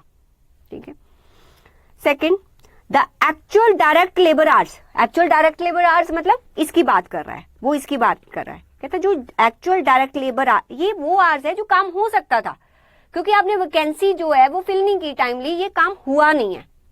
फिर वो कह रहा है कि जो ये एक्चुअल डायरेक्ट लेबर आवर्स है, ये जो एक्चुअल डायरेक्ट लेबर आवर्स हैं, included 30,000 hours attributable to training new recruits, out of which half of the hours were unproductive. अब इसका मतलब क्या है? अब मेरी बात सुनो, मेरे पास है 4,45,000 जो एक्चुअली वर्क किया, ये वर्क किया। कहता बट इसमें से 30,000 वो आवर्स हैं जो कि न्यू रिक्रूटमेंट हुई होगी, जो बिगिनिंग में न्यू रिक्रूटमेंट हो गई। उन 30,000 आवर्स में जब हम इनको ट्रेनिंग दे रहे थे, ठीक है, उसमें से आधा कितना कितना, ये देखो, out of which half, half मतलब इसका हाफ 30,000 का, कहता है इसका हाफ 15,000 वो तो अनप्रोडक्टिव रहा। हो सकता है हम उनको उस टाइम बता रहे हो कि ऐसे काम होता है, ऐसे काम, उस टाइम प्रोडक्ट नहीं बना। ठीक है, सिर्फ सिखा रहे थे। तो और जो बना प्रोडक्ट वो तो 15,000 आवर्स से बना। अल्टीमेटली ये जो 4,45,000 आवर्स काम हुआ है, थोड़ा ध्यान से सुनो, ये जो 4,45,000 आवर्स काम हुआ है, इसमें से 15,000 आवर्स तो वो है जब तो काम ही नहीं हुआ था, काम ही नहीं हुआ, क्योंकि इसमें वो इंक्लूड है। अगर वो मैं माइनस कर दूं तो मेरे प्रोडक्टिव आवर्स, प्रोडक्टिव का मतलब समझते हो, जब काम हो रहा होता है, तो मेरे प्रोडक्टिव आवर्स कितने हुए बताओ, मेरे प्रोडक्टिव आवर्स कितने हुए, बोलो मेरे प्रोडक्टिव आवर्स कितने हुए। हाँ, मैंने काम तो 4,30,000 आवर ही किया। जब मैं काम किया मैंने, ठीक है, जब मैंने काम किया उसी वजह से तो ये सेल हुई होगी, उसी वजह से तो ये सेल हुई होगी। तो ये जो सेल हुई है, अब दोबारा सुनो, ये जो सेल हुई है 83,03,300, ये सेल्स जो है हुई है कितने आवर्स काम करके, ये सेल्स कितने आवर्स काम करके हुई है? 4,45,000 के 4,30,000। बेटा कितने आवर्स काम करके हुई है? 4,30,000 जिस टाइम, हाँ बिल्कुल ठीक, ये 4,30,000 आवर्स काम करके हुई है। अगर 1 लाख जो मैं करवा सकती थी काम, क्योंकि वैकेंसी जो है लेट फिल हुई, मैं काम नहीं करवा सकती। अगर ये 1 लाख भी पहले से ही वर्कर्स जो काम करने लग पड़ते तो मेरी सेल कितनी हो सकती थी? दोबारा सोचूं। 83,03,300 सेल्स हुई है। 83,03,300 आपने मुझे बताया जी सेल हुई है क्योंकि मैंने 4,30,000 आवर्स काम किया। ये प्रोडक्टिव आवर्स हैं। वो कहता है कि 1 लाख का और काम हो सकता था, वो इसलिए नहीं हुआ क्योंकि वैकेंसी फिल नहीं हुई थी। बट अगर ये वैकेंसी फिल हो जाती तो कितनी सेल हो जाती? तो 83,03,300 सेल्स है 4,30,000 के पीछे। अगर 1 लाख और काम होता आवर्स तो और कितनी सेल बढ़ जाती? ये पूछ रही हूं मैं, कितनी सेल बढ़ जाती? बताओ, ये बात समझ में आई?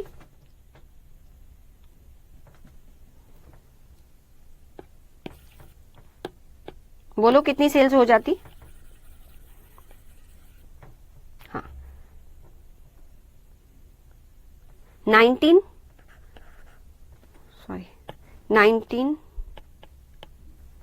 19,31,000 ये सेल हो जाती। अगर ये सेल हो जाती तो मुझे प्रॉफिट भी होता। ठीक है, मुझे प्रॉफिट भी होता। प्रॉफिट कितना होता? कहता वो सेल का कितना है? 20%। अब इसका 20% निकाल लो, निकालो तो इसका 20% निकालो।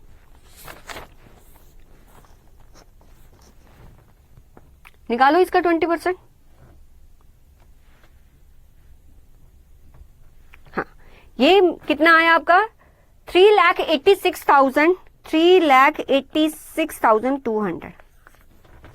तो क्योंकि मैंने रिक्रूटमेंट टाइमली नहीं की, न्यू रिक्रूटर्स लगाए, इसकी वजह से मेरा जो प्रॉफिट का लॉस हो गया वो कितना हो गया? 3,86,200। ये मेरा प्रॉफिट लॉस है जो उसने मुझे पूछा था। अगर वो 1 लाख वैकेंसी टाइमली फिल कर देता तो ये प्रॉफिट मेरा हो जाता। ठीक है, तो इसके बारे में पूछा है। बस अब इस क्वेश्चन को करते हैं, आइए।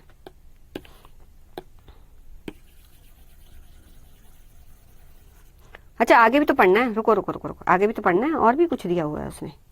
ओके, एज ए रिजल्ट, ये कहां तक पढ़ा था? यहां तक। आगे देखो, ये तो ये हो गया ना 3,86,200 जो प्रॉफिट का लॉस हुआ। और भी उसने कुछ लिखा हुआ है। The cost incurred consequent on labour turnover revealed, और कॉस्ट जो है इनकर्ड हुई है on analysis of the following.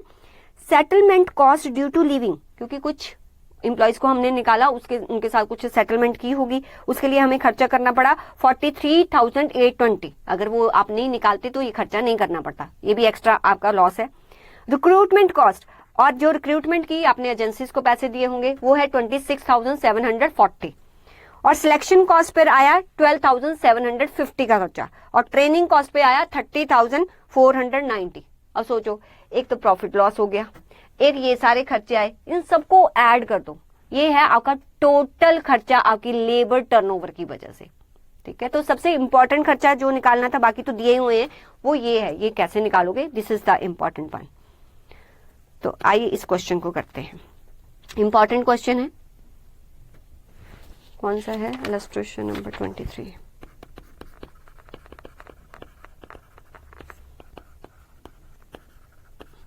Important one. आपका प्रॉफिट फॉरगॉन कैसे निकलेगा? सबसे पहले आप लिखोगे loss in contribution. Ma'am loss in profit लिखोगे ना बेटा, लॉस इन कंट्रीब्यूशन नहीं लिखना है। वो मार्जिनल कॉस्ट जब हम चैप्टर करेंगे तो समझ आ जाएगा कि यहाँ पर लॉस इन कंट्रीब्यूशन क्यों लिखा है। ठीक है, आप कंट्रीब्यूशन लिखोगे, जब मार्जिनल कॉस्टिंग करवाऊंगी ना तो दोबारा से यहाँ पर आके मुझे पूछना है ये क्यों लिखा था। प्लस जो भी आप एडिशनल कॉस्ट इनकर्ड करोगे, incurred due to labour turnover, वो सारी की सारी लिखनी है। सबसे पहले मुझे निकालना पड़ेगा कि मेरा कैलकुलेशन ऑफ या computation of loss in contribution. सबसे पहले हम कैलकुलेशन इसकी करेंगे। एक्चुअल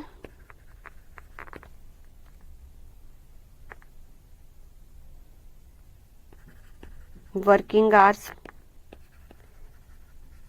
कितने हैं हमारे? 4,45,000। इसमें से लेस करोगे अनप्रोडक्टिव आवर्स। अनप्रोडक्टिव्स कितने हैं? वो कहता है 30,000 में हाफ तो वो है जब काम हुआ ही नहीं, तो वो माइनस कर दिए मैंने। तो यहां पर आपके क्या बच गए? एक्चुअल प्रोडक्टिव आवर्स, वो आगे मेरे 4,30,000। सेकंड आपको दिया हुआ है सेल्स ड्यूरिंग लास्ट ईयर कितनी हुई? That is 83,03,300। Productive hours lost due to late filing the vacancies. कितने लेट वैकेंसीज फिल हुई, उसके लिए कितने आवर्स आपके लॉस हो गए? 1 lakh. Sales lost due to this, कितनी सेल लॉस्ट होगी? 83,300,000 सेल है आपकी 4,30,000 आवर्स की। तो जो 1 लाख आपने नहीं काम किया उसकी सेल्स कितनी हो गई आपकी? 19,31,000। सो आपका लॉस इन कंट्रीब्यूशन कितना हो जाएगा? आप प्रॉफिट ना लिख के कंट्रीब्यूशन लिखेंगे, क्योंकि that is 20%। That is not A profit sharing ratio, वो पीवी रेशो है। पीवी रेशो में कंट्रीब्यूशन बताती है। अब कंट्रीब्यूशन क्या होता है वो बाद में पता चलेगा, आप अभी ऐसे ही प्रॉफिट मान के इसको कैलकुलेट कर लो। तो कितना है हमारा? 3,86,200 जो आपने मुझे बताया था। अब हम यहां पर कंप्यूट करेंगे computation of total profit foregone. कितना प्रॉफिट आपने फॉरगॉन किया है?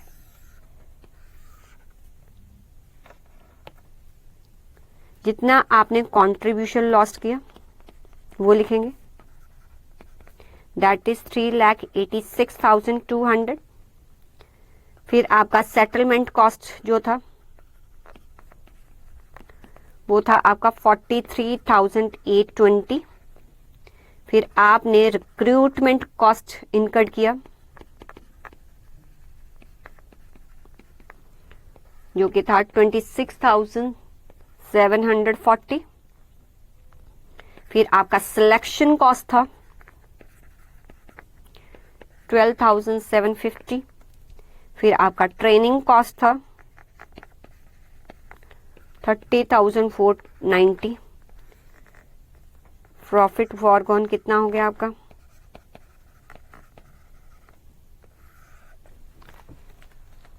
टोटल कर दो।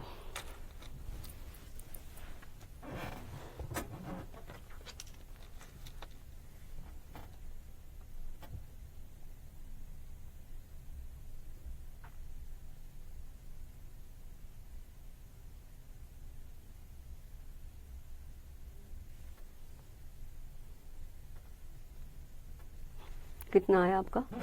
5 लाख।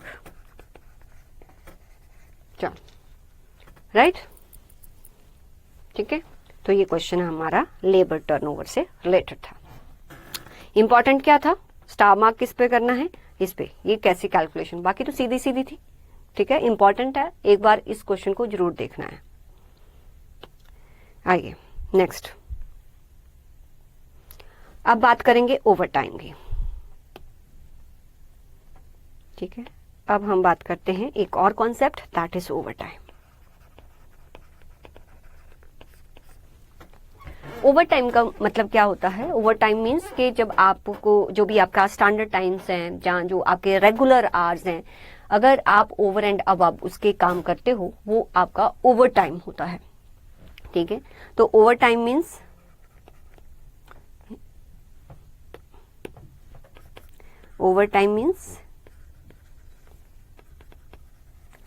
वर्किंग आवर्स, अगर आपके वर्किंग आवर्स ग्रेटर होते हैं आपके स्टैंडर्ड, या मैं कह लूं कि नॉर्मल वर्किंग आवर्स से, वो आपका होता है ओवर टाइम। ठीक है, अब ओवर टाइम जो होता है, ओवर टाइम की जो वेजेस होती है ना, वो जनरली जो आपको नॉर्मल टाइमिंग के लिए वेजेस दी जाती हैं उससे ज्यादा होती हैं। आपने देखा भी होगा कि ऑर्गेनाइजेशन में जो एम्प्लॉयज ओवर टाइम करते हैं तो उनकी वेजेस नॉर्मल वर्किंग आवर्स की जो वेजेस होती है ना, अगर नॉर्मल वर्किंग आवर के लिए उनको पर आवर 100 रुपीज मिलता है, तो उसके लिए 110 या 120 कुछ भी, वो डिपेंड अपॉन कंपनी, उतना पे किया जाता है। तो ओवर टाइम का वेजेस जो है वो ज्यादा होता है। तो ओवर टाइम का वेजेस ऑलवेज क्या होता है? Over time wages normally more than the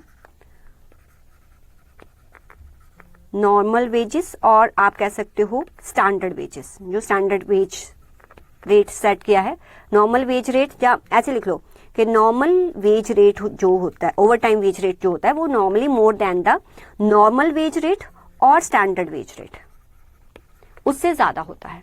ठीक है, तो आपका अगर मैं बात करूं ना ओवर टाइम वेजेस की, मान लीजिए कि अगर आपका नॉर्मल वेज रेट है 100 पर आवर, और आपका ओवर टाइम वेज रेट वो है 105 पर आवर। ठीक है, तो जो ये 105 है ना, इसको 2 कैटेगरीज में डिवाइड करोगे। कैसे? अब ओवर टाइम वेज रेट जो कि मेरे केस में कितना है 105, इसके 2 पार्ट्स होते हैं। इसमें एक पार्ट होता है नॉर्मल वेज रेट का,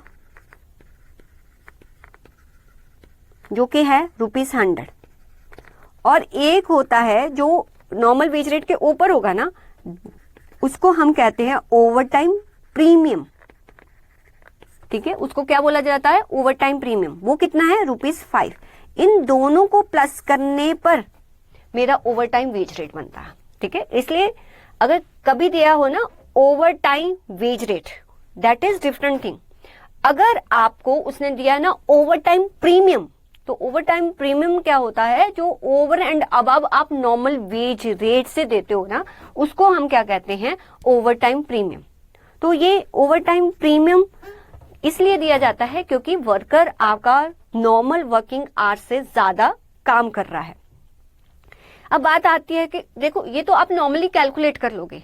आपको क्वेश्चन में क्या दिया होगा कि जो नॉर्मल वर्किंग आवर हैं, जो नॉर्मल वर्किंग आवर्स हैं, ठीक है, कुछ क्वेश्चन ऐसा होगा कि नॉर्मल वर्किंग आवर्स हैं 40 आवर्स, पर एक्चुअल वर्किंग आवर्स हैं 42। तो ओवर टाइम आवर्स कितने हो गए?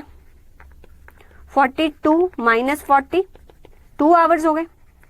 अब क्वेश्चन आपको ये कहेगा कि देखो नॉर्मल वेज रेट जो है, नॉर्मल वेज रेट है वो 100 पर आवर है, और जो ओवर टाइम प्रीमियम होगा, ओवर टाइम प्रीमियम है वो है 10% ऑफ नॉर्मल वेज रेट। अब इसका मतलब क्या है? ऐसे लिखा हो सकता है कि ओवर टाइम प्रीमियम हम इतना देते हैं। इसका मतलब क्या है कि 100 का अगर हम 10% कर देंगे तो इट मीन्स के 10 हो गया, तो ultimately over time wage rate कितना होगा? 100 प्लस जो प्रीमियम मिलता है वो कितना है 100 इंटू 10/100, तो अल्टीमेटली ये हमारा कितना हो जाएगा, आपका ओवर टाइम वेज कितना हो जाएगा 110। तो अगर आपको ओवर टाइम प्रीमियम के लिए बात कर रहा है ना, इट मीन्स कि वो ये बात कर रहा है कि ओवर एंड अब जो नॉर्मल वेज रेट है ना उससे ऊपर हम कितना अपने एम्प्लॉय को पे करेंगे, वो होता है आपका ओवर टाइम प्रीमियम। अब जो ओवर टाइम वेजेस होता है, जो ओवर टाइम प्रीमियम होता है, उसका क्या ट्रीटमेंट होता है वो ज्यादा इंपॉर्टेंट है। ये तो जनरली जो भी आपको दिया होगा आप लिख देना, ठीक है, आप उसके अकॉर्डिंग कैलकुलेट कर देना, ये कोई टफ बात नहीं है। यहाँ पर आपका थ्योरी नोट बनता है जो कि ज्यादा इंपॉर्टेंट है कि जो अगर ओवर टाइम वेजेस है, जो ओवर टाइम प्रीमियम है, आप उसका ट्रीटमेंट कैसे करते हो। तो दिस इज इंपॉर्टेंट थिंग, वो मैं आपको करवाने लगी हूं। तो आ जाइए अपनी बुक पर, आइए, ये दिया हुआ है ना ओवर टाइम के रिगार्डिंग, ठीक है।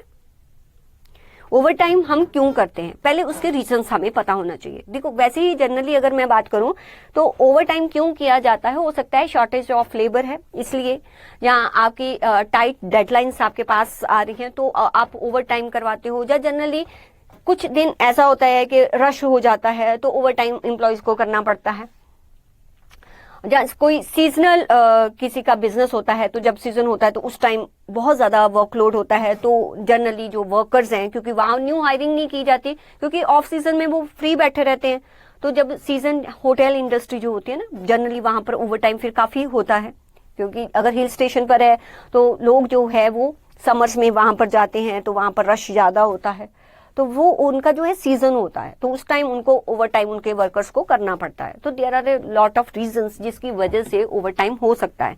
तो क्या हो सकता है, ठीक है, सबसे पहले टाइट प्रोजेक्ट डेडलाइंस हो सकती है, स्टाफ का कोई शॉर्टेज हो गया, सीजनल फ्लक्चुएशंस होती हैं, कोई अर्जेंट ऑर्डर आ गया, ठीक है, जैसे बीकानेर है, मान लो कि वहां पर कोई अर्जेंट ऑर्डर आ गया कि भाई देखो हमने तो CMA में एयर 1 आया है, अब इतनी मिठाई बनाओ, ठीक है, फिर वो अर्जेंट ऑर्डर हो गया ना, तो अब वर्कर्स को माइट भी वो बंद होने वाला हो तो फिर ज्यादा लड्डू बनाने पड़ेंगे, तो ऐसे कोई ऑर्डर आ जाए तो वहां पर ओवर टाइम है। और कोई भी ऐसी डिमांड अनएक्सपेक्टेडली डिमांड स्पाइक्स हो गई, ठीक है, कभी भी कुछ भी हो सकता है कि मतलब अब जेंजी का दिल किया कि हम समोसे खाएंगे, ऐसी ऐसी डिमांड किसी न किसी, वो नहीं था कौन सा टॉय था उसकी डिमांड इतनी स्पाइक हो गई थी, वो शक्ल बड़ी उसकी भयानक सी थी, कौन सा था हाँ लबूबू फालतू में उसकी डिमांड इतनी ज्यादा बढ़ गई, कोई रीजन तो नहीं था ना, मतलब वही है। देखो वो मुझे यहाँ पर याद आता अनफोर्सीन अनएक्सपेक्टेड, मतलब बताओ उनके एम्प्लॉयज को कितना ओवर टाइम करना पड़ा होगा, ऐसे डिमांड, लोग लाइंस में लगे हुए हैं लबूबू को लेने के लिए, ठीक है। तो ऐसा कोई भी रीजन हो सकता है, तो ऐसा कुछ कह नहीं सकते हम। तो इसको डील कौन करता है, हमारा कॉस्ट अकाउंटिंग स्टैंडर्ड 7 उसको डील करता है। देखो तुम्हें सब पता है, मुझे पता है, हाँ हैरी पॉटर किंडर जाएगा कुछ भी हो सकता है बेटा, शैतान बच्चे हो, सब पता होता है तुम्हें। मैडम आपको भी तो पता है, अब क्या करें, आपके साथ वैसे ही थोड़ा अपडेटेड हमें भी तो रहना पड़ता है। ओके, जो इम्पोर्टेंट है, ठीक है बच्चा, यहाँ पर जो इम्पोर्टेंट है, फर्स्ट ऑफ ऑल तो एक बात ध्यान रखनी चाहिए, यहाँ पर शायद ना लिखा हो कि हमेशा ऑर्गेनाइजेशन को अपने ओवर टाइम को कंट्रोल करना पड़ता है। देखो ओवर टाइम का ना सम टाइम एम्प्लॉय मिसयूज भी करता है, क्योंकि जैसे कि हमने बात की कि ओवर टाइम के वेजेस जो होते हैं ना वो जनरली हायर होते हैं, ठीक है, जो आपका नॉर्मल वेज रेट होता है। तो वर्कर क्या करता है कि भी ऐसा करता हूँ काम ना धीरे धीरे करता हूँ, फिर जब काम पूरा नहीं होगा तो मैनेजर को लगेगा भी इस काम को पूरा तो करना है, फिर मुझे वो ओवर टाइम करने के लिए बोलेगा, जब मैं ओवर टाइम करूंगा तो मेरे को वेजेस हायर मिलेंगी, ठीक है। तो इस वजह से भी जो है कह लो कि वॉलंटरली भी जो आपके एम्प्लॉयज हैं वो कम स्पीड में काम करके ओवर टाइम आपकी ऑर्गेनाइजेशन का इंक्रीज कर सकते हैं। इसलिए जो ओवर टाइम होता है ना, ऐसे नहीं किसी को ओवर टाइम दे दिया जाता, सबसे पहले वर्क का स्टडी किया जाता है और वहां पर देखा जाता है कि क्या यहाँ पर सच में नीड है ओवर टाइम की। अगर नीड है उसके सारे के सारे रीजंस मैनेजमेंट के सामने जो है वो कह लो कि प्रेजेंट किए जाते हैं, फिर मैनेजमेंट उसको डिसाइड करती है, फिर ओवर टाइम अप्रूव होता है, तब जाके ओवर टाइम दिया जाता है, ठीक है। बट ओवर टाइम को ऑर्गेनाइजेशन को अवॉइड करना चाहिए, उसके रीजंस क्या है कि एक वर्क लाइफ बैलेंस होता है। जब एक एम्प्लॉय रेगुलरली जो है वो ओवर टाइम करता है ना, तो वो अपने आप में फैटीग, एग्जॉस्टेड फील करता है, वो उतनी, और उसकी प्रोडक्टिविटी ड्यूरिंग ओवर टाइम इतनी ज्यादा नहीं होगी जितनी नॉर्मल आवर्स में होती है, क्योंकि ऑब्वियसली एक टायर्डनेस एक फैक्टर वहां पर आ जाता है। तो ये कुछ रीजंस है जिसकी वजह से जो है वो अवॉइड करना चाहिए ऑर्गेनाइजेशन को ओवर टाइम। क्या होते हैं डिसएडवांटेजेस ऑफ ओवर टाइम? क्या होते हैं कि ऑब्वियसली आपका कॉस्ट इंक्रीज हो जाएगा, क्योंकि आपको हायर वेजेस देनी पड़ती है ओवर टाइम के लिए, तो लेबर कॉस्ट आपका जो है वो इंक्रीज हो जाता है। सेकंड, हेल्थ और सेफ्टी इशू भी हो जाते हैं, क्योंकि टायर्डनेस की वजह से फिर गलती करने के चांसेस ज्यादा हो जाते हैं। आपने भी देखा होगा कि अगर आप सुबह से पढ़ रहे हो, जब आप बिगिनिंग में पढ़ना, फ्रेश माइंड से पढ़ना स्टार्ट करते हो, तो क्वेश्चन जल्दी जल्दी निकलते हैं, फिर वही 7-8 आवर्स के बाद आप गलतियां ज्यादा करनी स्टार्ट कर देते हो, क्योंकि आपका देखो ब्रेन है, ब्रेन एक मोमेंट के बाद आकर थोड़ा टायर्ड हो जाता है, उसको रिफ्रेशमेंट की रिक्वायरमेंट होती है, तो वहां पर आपको थोड़ा सा जो है एक आराम करना चाहिए, अपने ब्रेन को रेस्ट देना चाहिए, उसके बाद स्टार्ट करना चाहिए। ये सेम जो है कह लो कि सिचुएशन लेबर पर भी अप्लाई होती है। फिर क्वालिटी के इशू आते हैं, क्योंकि वर्क क्वालिटी वैसी नहीं रहती। Impact of work life balance पे इम्पैक्ट पड़ता है, वो अपनी पर्सनल लाइफ या टाइम कमिटमेंट्स वो पूरी नहीं कर पाता, क्योंकि आप ओवर टाइम उससे करवा रहे हो। और इसकी वजह से अगर आप रेगुलर एम्प्लॉयज से ओवर टाइम करवाते हो, तो वो हो सकता है कि आपकी जॉब को छोड़ दे। जैसे आपने देखा होगा कि जो बिग फोर्स होती है ना, वहां पर लाइक मेरे भी बहुत सारे ऐसे कह लो कि नोन्स में हैं या फ्रेंड्स हैं, तो वहां पर ना वो कहते हैं कि इतना काम वो करवाते हैं कि हमें लगता है कि हमारी पर्सनल लाइफ है ही नहीं। तो बहुत सारे फ्रेंड्स ने मतलब कि जॉब छोड़ के कहीं और ज्वाइन किया, चाहे वो बिग फोर है, इतना ज्यादा अच्छा पैकेज है, सब कुछ है, बट यू नो एक जो ओवर टाइम है ना, ये भी एक कॉज बन जाता है एम्प्लॉय की डिससेटिस्फैक्शन का। इम्पैक्ट ऑन रेगुलर ऑपरेशंस, आपके जो रेगुलर वर्क शेड्यूल है वो डिस्टर्ब होते हैं, आपका रूटीन ऑपरेशन जो है वो डिस्टर्ब होता है, बिकॉज आप ओवर टाइम को प्रमोट कर रहे हो। आपका इनोवेशन रिड्यूस होगा, क्यों? क्योंकि जैसे काम ज्यादा, जितना ज्यादा आप एम्प्लॉय से काम करवाओगे वो काम में बिजी रहेगा, उसकी क्रिएटिविटी इनोवेशन कहाँ आएगी? तो इसलिए अवॉइड करो कि आप वर्कर्स से ओवर टाइम ना करवा के आप न्यू वर्कर्स को हायर करो। ट्रेनिंग ओरिएंटेशन कॉस्ट, आपका टर्नओवर इंक्रीज होगा, ऑब्वियसली फिर आपका रिक्रूटमेंट और ट्रेनिंग एक्सपेंसेस भी बढ़ जाएगा। तो दीज आर सम डिसएडवांटेजेस जो आपको याद होने चाहिए। अब इंपॉर्टेंट क्या है, ये पूछा जाता है आपको कि आप ओवर टाइम का जो है वो ट्रीटमेंट कैसे करते हो। ओवर टाइम क्या लिखा हुआ है? ट्रीटमेंट ओवरहेड प्रीमियम, कुछ भी लिख देते, ओवर टाइम प्रीमियम है बेटा, ओवर टाइम प्रीमियम, इसको ध्यान से सुनना है आपने। देखो जो ओवर टाइम प्रीमियम है ना, उसको हम कैसे हैंडल करते हैं, ये चार मेथड है जिसके अकॉर्डिंग हम जो है इसकी अकाउंटिंग करते हैं या इसका जो भी ट्रीटमेंट करते हैं। ये ट्रीटमेंट के 4 मेथड्स हैं, या कह लो not methods, it's a ways, ठीक है, डिफरेंट वेज हैं जिसके अकॉर्डिंग हम ओवर टाइम प्रीमियम को जो है वो ट्रीट करते हैं। ओवर टाइम प्रीमियम ट्रीटमेंट का मतलब समझते हो? ट्रीटमेंट मतलब ये थोड़ी ऑपरेशन थोड़ी उसका कर रहे हैं। ट्रीटमेंट का मतलब कि उसको किसका पार्ट बनाएंगे, ओवरहेड्स का पार्ट बनाएंगे या कॉस्टिंग P&L में ले जाएंगे, ठीक है, वो हमने यहाँ पर समझना है। अब यहाँ पर 4 हैं। पहला कहता अगर आप ओवर टाइम करवा रहे हो क्योंकि कस्टमर आ गया, कस्टमर बोल रहा है मेरा काम करके दो, चाहे ओवर टाइम करवा लो आप अपने एम्प्लॉय से, मैं उसको बेयर करूंगा।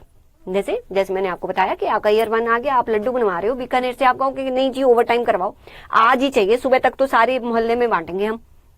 तो जो वो आपने ओवर टाइम करवाया वो आपकी वजह से हुआ, आप पर्टिकुलर कस्टमर हो जिसकी वजह से हुआ।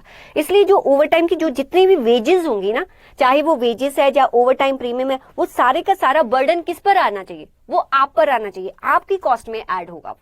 तो फर्स्ट वे क्या है कि पहले आपको जानना पड़ेगा कि ओवर टाइम आपने करवाया क्यों। फर्स्ट क्या है कि if the overtime is resorted to at the desire of the customer की वजह से हुआ है, then the entire amount of over time including सारा amount including over time premium भी should be charge to the job directly. आप job को directly charge कर दोगे, पूरे का पूरा बर्डन उस कॉस्ट का जो है वो कस्टमर बेयर करेगा। ये हो गया फर्स्ट वे ट्रीट करने का, क्योंकि रीजन जानना पड़ेगा क्योंकि ओवर टाइम हुआ क्यों। Second, if due to general pressure of work, ठीक है, टू इंक्रीज आउटपुट। फिर जो भी आपका प्रीमियम होगा, जो ओवर टाइम वेजेस होगी, वो सारी की सारी जनरल ओवरहेड्स में जाएंगी। ठीक है, कोई जनरल प्रेशर जो आपका आ गया, ठीक है, उसकी वजह से आपने ओवर टाइम करवाया, जैसे आपने लबूबू का एग्जाम्पल दिया, ठीक है, वैसे कोई मतलब एकदम से स्पाइक ऑफ डिमांड हो गया, तो आप उसको किस में लेके जाओगे? आप जनरल ओवरहेड्स में उसको लेके जाओगे। Third, if due to negligence और delay of worker of a particular department, किसी डिपार्टमेंट क्या है, हो सकता है जो मटेरियल डिपार्टमेंट है उसकी वजह से ओवर टाइम करवाना पड़ा, उसको हमने बोला कि मटेरियल भेज, उसने मटेरियल भेजा ही नहीं, ठीक है, कोई भी रीजन हो सकता है, ठीक है, उसके पास उस टाइम कोई लेबर नहीं था, या वो कोई कम्युनिकेशन गैप हो गया, कुछ भी गैप हो गया, अगर उसकी वजह से ओवर टाइम प्रीमियम हमें देना पड़ा है, तो आप उस कंसर्न डिपार्टमेंट को वो चार्ज करोगे, उसकी कॉस्ट में ऐड करोगे, जिस डिपार्टमेंट की गलती से ये ओवर टाइम जो है वेजेस आपने पे की हैं। फोर्थ क्या हो सकता है? If due to circumstances beyond control, अगर आपके मतलब के सर्कमस्टांसेस बियॉन्ड कंट्रोल था, तो आपको, अरे बियॉन्ड कंट्रोल नहीं आएगा ये, if it is due to some abnormal reason, due to some abnormal reason, ठीक है, ये मतलब मेरे को थोड़ा सा गड़बड़ लगता है, हो सकता है आप बियॉन्ड कंट्रोल भी ठीक है, बियॉन्ड कंट्रोल मतलब होता है कि एकदम मशीनरी का ब्रेकडाउन हो गया, हमारे कंट्रोल में नहीं था, ठीक है, ये भी लिख सकते हो, ठीक है, बट मुझे ज्यादा सूटेबल लगता है सम अबनॉर्मल रीजंस, ठीक है, वो भी लिख सकते हो, बियॉन्ड कंट्रोल भी लिख सकते हो। अगर ऐसा कुछ भी हो गया, जैसे एकदम से मशीनरी ब्रेकडाउन होगी, वो उसमें तो किसी डिपार्टमेंट का भी हाथ नहीं है। अच्छा, लेबर जो है स्ट्राइक पर चलेगी, ठीक है, स्ट्राइक पर चलेगी, अब नेक्स्ट डे आएगी या एक मंथ के बाद आएगी, इतना प्रोडक्शन लॉस्ट हो चुका है, ओवर टाइम करवाएंगे, मतलब ऐसा कुछ भी, तो बियॉन्ड कंट्रोल रख लो, ठीक है, समझ लिए, ठीक है, ये भी है, आप साथ में ये भी लिख देना कि due to some abnormal reason. Abnormal क्या होते हैं? जो हमें ऑलरेडी नहीं पता होते, उस रीजंस की वजह से अगर आप ओवर टाइम करवा रहे हो, जैसे कि स्ट्राइक हो गया, आपका मशीनरी का ब्रेकडाउन हो गया, ठीक है, मटेरियल आपका टाइमली नहीं पहुंचा, राइट, उसमें किसी डिपार्टमेंट का हाथ नहीं था, वैसे ही रास्ते में कोई ट्रक जो है वो पलट गया, अब कह लो जाम लग गया, मटेरियल पहुंचा ही नहीं, तो नेक्स्ट डे आपको ओवर टाइम करवाना पड़ेगा। ऐसा कोई भी रीजन हो, तो आप उसको कस्टमर पर नहीं डालेंगे, फिर आप किस में ले जाएंगे? उसको कॉस्टिंग P&L में ले जाएंगे, ठीक है। These are the like treatment of over time. आपको ओवर टाइम के लिए का ट्रीटमेंट कैसे करना है, और इट्स वेरी इंपॉर्टेंट, आप प्लीज लिख रहे, अगर आपको treatment of over time premium आता है ना, तो कैश 7 का रेफरेंस आप देकर इस पूरे ट्रीटमेंट को लिखेंगे। ओके, एक और यहाँ पर कॉन्सेप्ट है जो कि है हमारा,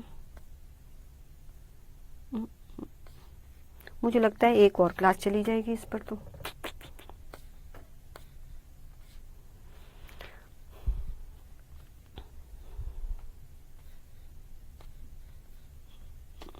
ये थ्योरी है, ये मैं रिकॉर्ड करके आपको दे दूंगी, बट एक कॉन्सेप्ट जो इम्पोर्टेंट मुझे करवाना है ये वाला, measurement of efficiency, important, MCQs में आ जाता है, जो क्वेश्चंस भी पूछते हैं, मेजरमेंट ऑफ एफिशिएंसी।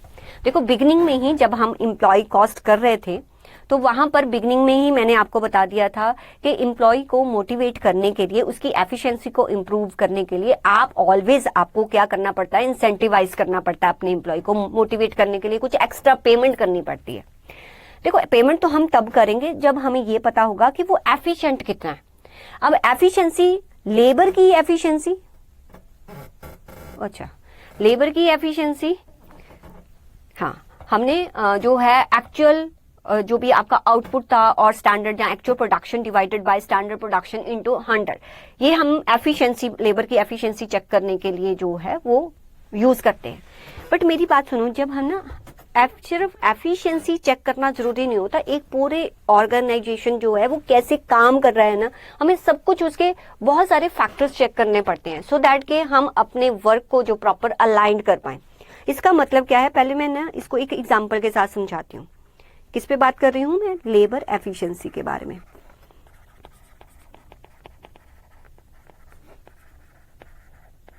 अब मेरी एग्जांपल को आप ध्यान से सुनेंगे।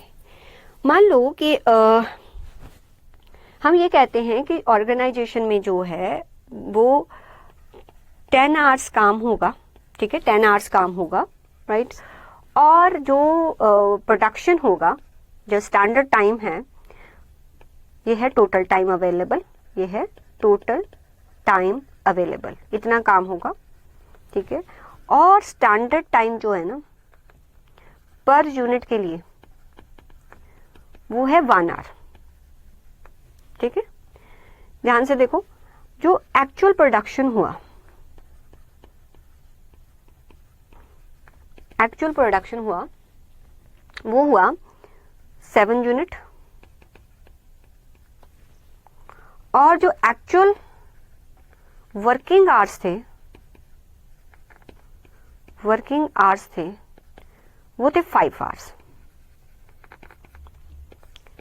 समझ गए, ये सारी कहानी समझ गए, ठीक है।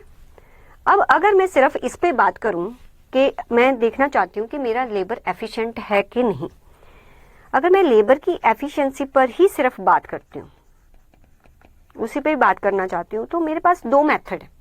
एक तो मैं प्रोडक्शन के अकॉर्डिंग देख सकती हूँ। अगर मैं प्रोडक्शन के पर्सपेक्टिव से उसकी एफिशिएंसी चेक करूँ तो मेरे पास actual production divided by standard production into 100, ये फॉर्मूला लगना चाहिए, ठीक है। एक्चुअल प्रोडक्शन मुझे पता है 7 यूनिट, ठीक है, अभी बहुत पढ़ लिया आपने, आंसर करेंगे आप। 7 यूनिट। एक्चुअल वर्किंग आवर्स हैं कितने? 5। अब अगर मुझे 5 आवर्स ही काम करना था तो कितना प्रोडक्शन कर लेना चाहिए था, ठीक है। स्टैंडर्ड प्रोडक्शन का मतलब होता है कि जो आपने एक्चुअल में टाइम लगाया उसमें अगर स्टैंडर्ड के अकॉर्डिंग देखें तो कितना काम हो जाना चाहिए, तो स्टैंडर्ड प्रोडक्शन आपको निकालना पड़ेगा। तो बताइए स्टैंडर्ड प्रोडक्शन कितना होगा? स्टैंडर्ड प्रोडक्शन आप सबने बताया कि आपका होगा 5 यूनिट। क्यों? क्योंकि 1 आवर में 1 यूनिट प्रोड्यूस हो जाता है। अगर 5 आवर्स ही काम करना था तो 5 यूनिट बनाने चाहिए थे। तो अल्टीमेटली मेरा यहाँ पर आपको एम्प्लॉय एफिशिएंट दिखेगा। कैसे? हमने 7 यूनिट बनाए, डिवाइडेड बाय 5 इंटू 100, कितना आ गया? 7 डिवाइडेड बाय 5, तो मेरा जो वर्कर है वो 140% एफिशिएंट है, मीन्स 40% ज्यादा, ओके। बट हमने कहा कि लेबर एफिशिएंसी को ना आप आउटपुट की उसमें भी कर सकते हो, ठीक है। आउटपुट, ये आउटपुट के रिस्पेक्ट में मैंने देखा कितना एफिशिएंट है, बट हम इनपुट के रिस्पेक्ट में भी देख सकते हैं, इनपुट के रिस्पेक्ट में भी देख सकते हैं। मतलब कि आप standard time divided by actual time into 100 ऐसे भी देख सकते हैं ना। यहां पर मुझे बताओ, एक्चुअल टाइम तो मुझे पता है, एक्चुअल टाइम जो मेरे वर्कर ने लगाया वो है 5 आवर्स। स्टैंडर्ड टाइम कितना होगा? अब देखो कैसे सोचना है आपने, कैसे सोचना है। अगर 7 यूनिट ही बनाने थे तो कितना टाइम लगना चाहिए था? 7 यूनिट ही, आप इसके रिस्पेक्ट में देखो ना, उसने एक्चुअल में प्रोडक्शन किया 7 यूनिट। अगर 7 यूनिट ही उसको बनाने थे तो कितना टाइम लगना चाहिए था? ऑब्वियसली एक 1 आवर जो है, 1 आवर, 1 यूनिट जो है वो 1 आवर में बनता है। तो 7 यूनिट ही अगर उसने बनाने थे तो आप 7 आवर्स लगाते, ठीक है। कितना आया? 7 आवर्स। क्या ऐसे भी मैं एफिशिएंसी चेक कर सकती हूँ? 7 डिवाइडेड बाय 5 इंटू 100, क्या 140% ही आ रहा है? क्या 140% ही आ रहा है? मेरे कहने का ये मतलब है, ठीक है, कि लेबर की एफिशिएंसी चाहे आप इनपुट के रिस्पेक्ट में चेक करो, चाहे आप आउटपुट के रिस्पेक्ट में चेक करो, आएगी तो सेम, चेंज नहीं होगी।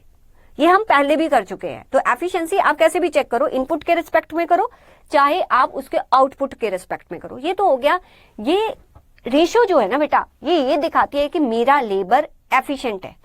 बट फिर भी आप देखो ना, आपको ऑर्गेनाइजेशन में कहीं गड़बड़ नजर आएगी। क्या गड़बड़ नजर आ रही है? जो ऑर्गेनाइजेशन है ना, आप सिर्फ लेबर एफिशिएंसी के बेसिस पर ये मत समझो कि आपने बहुत अच्छा काम किया। आप ये देखो कि आपकी ऑर्गेनाइजेशन की कैपेसिटी कितनी थी और आपने काम कितना किया है।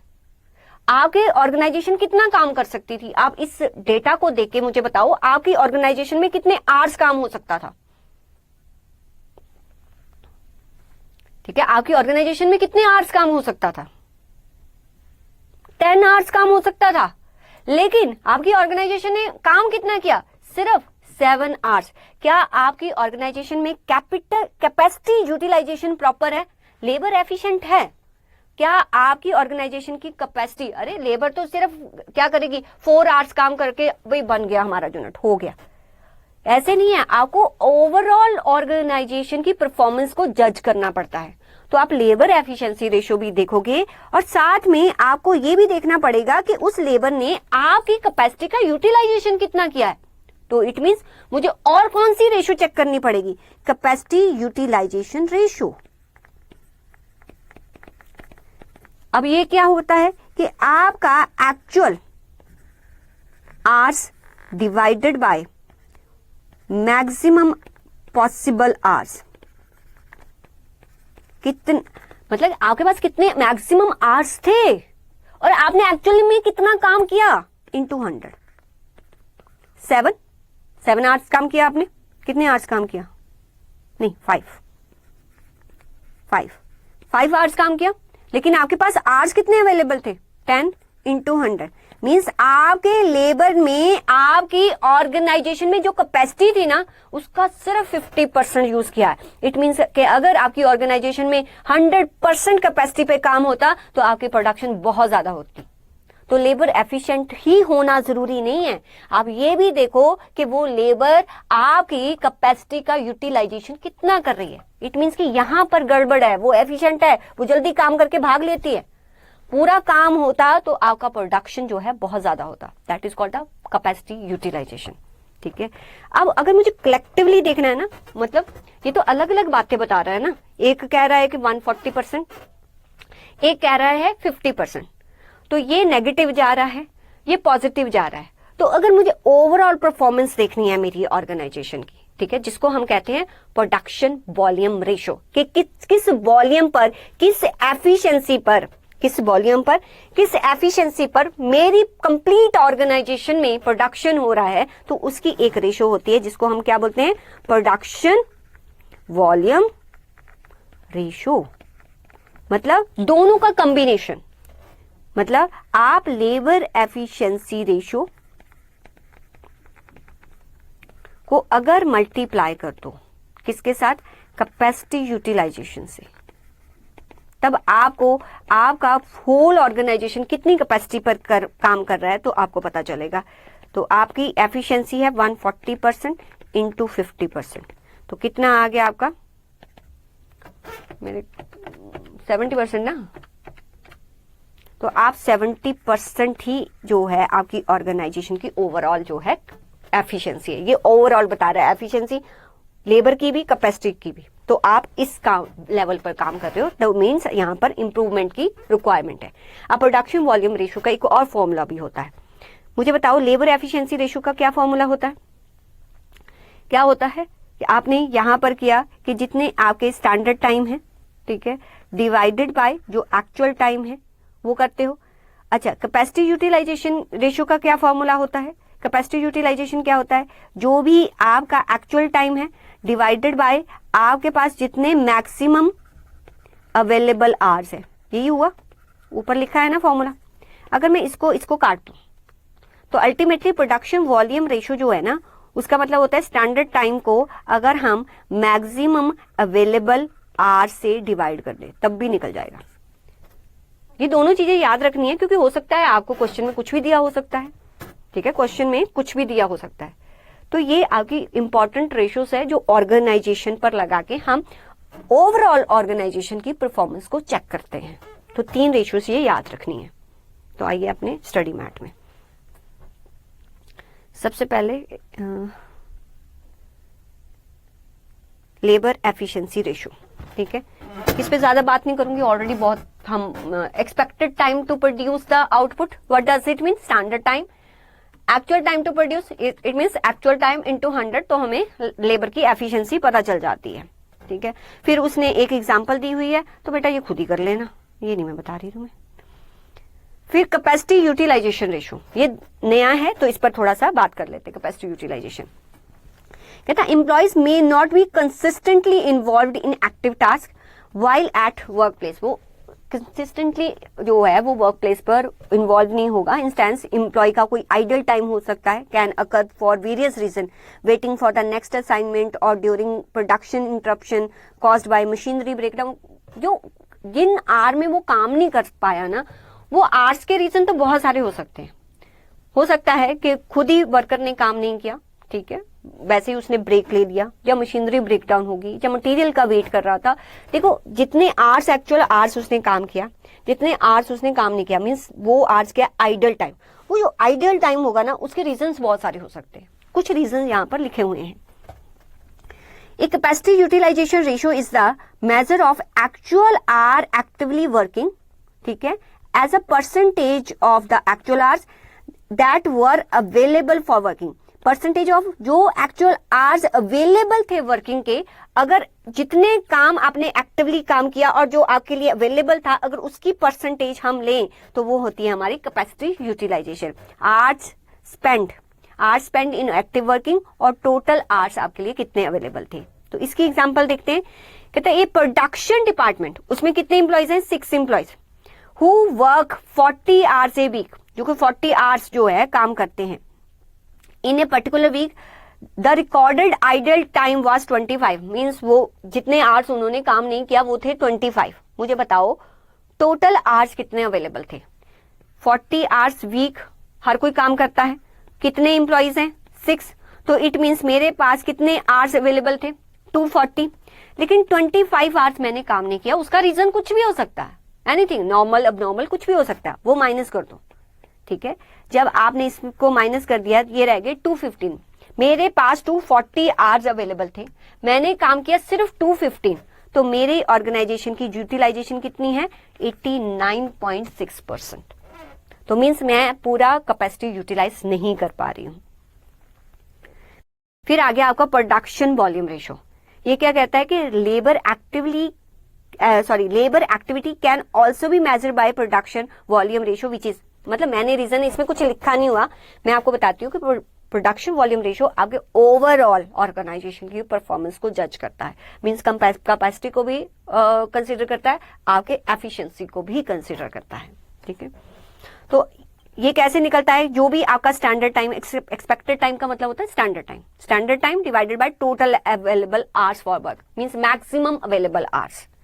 तो यहां से आप इतना नहीं क्लैरिटी होती, दैट्स वाई मैंने यहां पर ये एग्जांपल दी है, ठीक है, सो दैट कि आपको इजीली याद रहे कि चीजें कैसे होती हैं। तो एग्जांपल मैंने यहां पर लिख दी है, वहां पर थोड़ा सा टेक्निकल वर्ड्स में लिखा है, तो माइट भी आप फॉर्मूला को इतनी अच्छी तरह से ना समझ पाओ।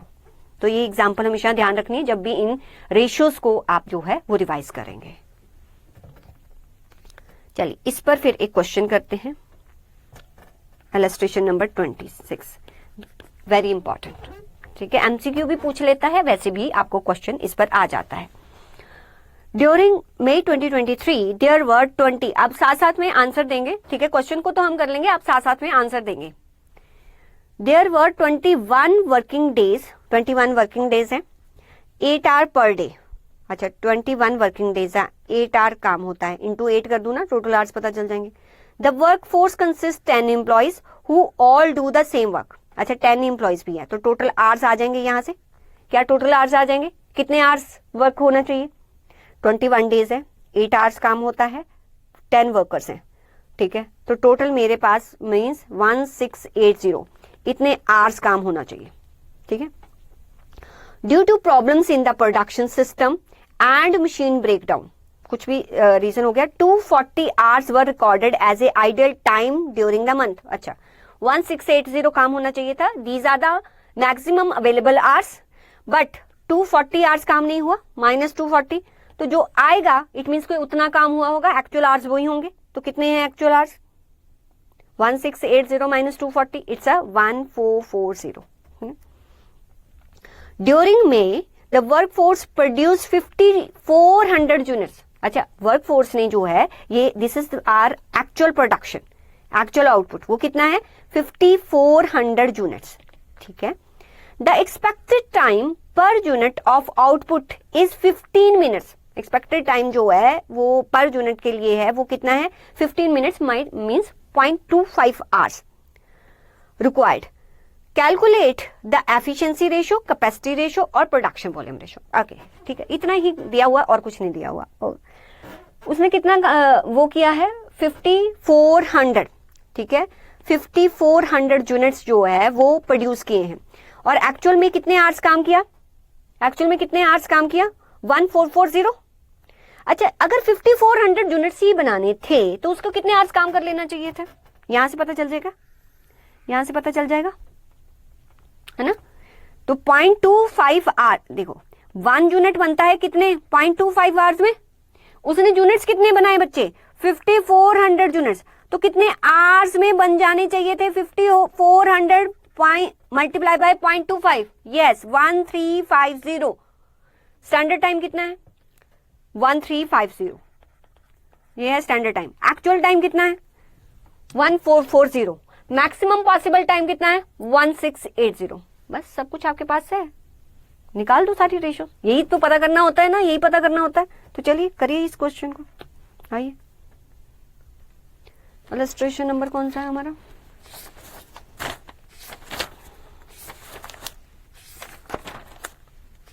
ज्यादा ही आगे आ गया ना। करो करो, फॉर्मूला लिखो। अच्छा, निकाल भी दिया, ऐसे नहीं करते बच्चे, मेरे को भी तो करने दो। रुको, अच्छा इलस्ट्रेशन बता रहे, मुझे लगा परसेंटेज निकाल दी। सोल्यूशन, सबसे पहले हम यहां पर लिख देते हैं हम मैक्सिमम पॉसिबल आवर्स। कैसे निकलेगा, 21 डेज है, हाँ 21 डेज इंटू 8 आवर्स, और कितने एम्प्लॉयज हैं, 10 एम्प्लॉयज। तो ये हमारा आ गया 1680 आवर्स, राइट। इसमें से लेस आइडियल टाइम कर देते हैं, जो कि आपको दिया हुआ है 240 आवर्स। तो ये आ गया हमारा एक्चुअल आवर्स वर्कड। वो कितना आ गया था, आपने बताया था 1440 आवर्स। ठीक, सबसे पहले हम, अच्छा हम स्टैंडर्ड टाइम भी ले लेते हैं। एक्चुअल आउटपुट कितना है, सारा पहले लिख देते हैं ना। एक्चुअल आउटपुट है हमारा 5400 units,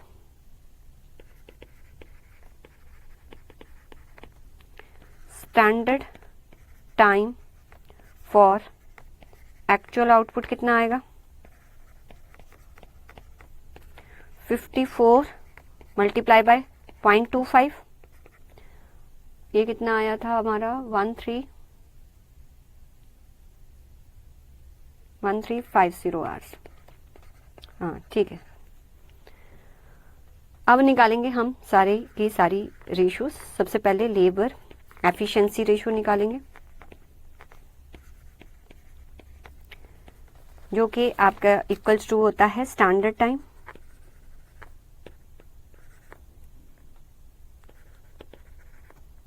divided by actual time multiply by 100। Standard time है 1350, एक्चुअल टाइम है 1440 इंटू 100। किसी का निकला,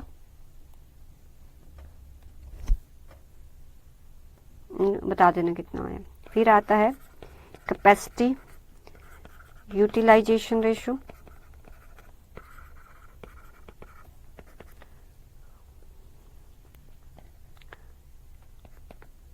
जितना आपने एक्चुअल टाइम लगाया डिवाइडेड बाय जो मैक्सिमम पॉसिबल टाइम था आपका इंटू 100। अच्छा 93.75% ये आ गया। एक्चुअल टाइम है हमारा 1440, मैक्सिमम पॉसिबल टाइम हमारे पास था 1680 इंटू 100। ये आप बता देना कितना आया। फिर लास्ट में होता है आपका प्रोडक्शन वॉल्यूम रेशियो, ये इक्वल्स टू हो जाएगा आपका, जो भी आपकी फॉर्मूला भी लगा देते हैं, दोनों तरह कर लेंगे, ठीक है। पहले फॉर्मूला लगा देते हैं, वो होता है आपका standard time divided by maximum possible time into 100। दूसरा आया आपका 85.71%, ठीक है। स्टैंडर्ड टाइम है हमारा 1350 divided by maximum possible time हमारा कितना है 1680 इंटू 100। इससे एक आंसर आएगा, ठीक है। ऑल्टरनेटिवली हम कैसे कर सकते हैं, ऑल्टरनेटिवली यू कैन डू, आपका जो भी लेबर एफिशिएंसी रेशो होगा ना, उसको ना मल्टीप्लाई करना आप कैपेसिटी यूटिलाइजेशन रेशो से, जो कि आपने बताया मुझे 93.75% मल्टीप्लाई बाय 85.71%।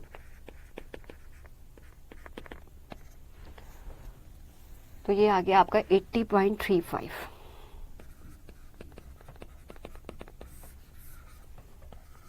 और इससे भी इतना ही आएगा, ठीक है। This is all about your ratios.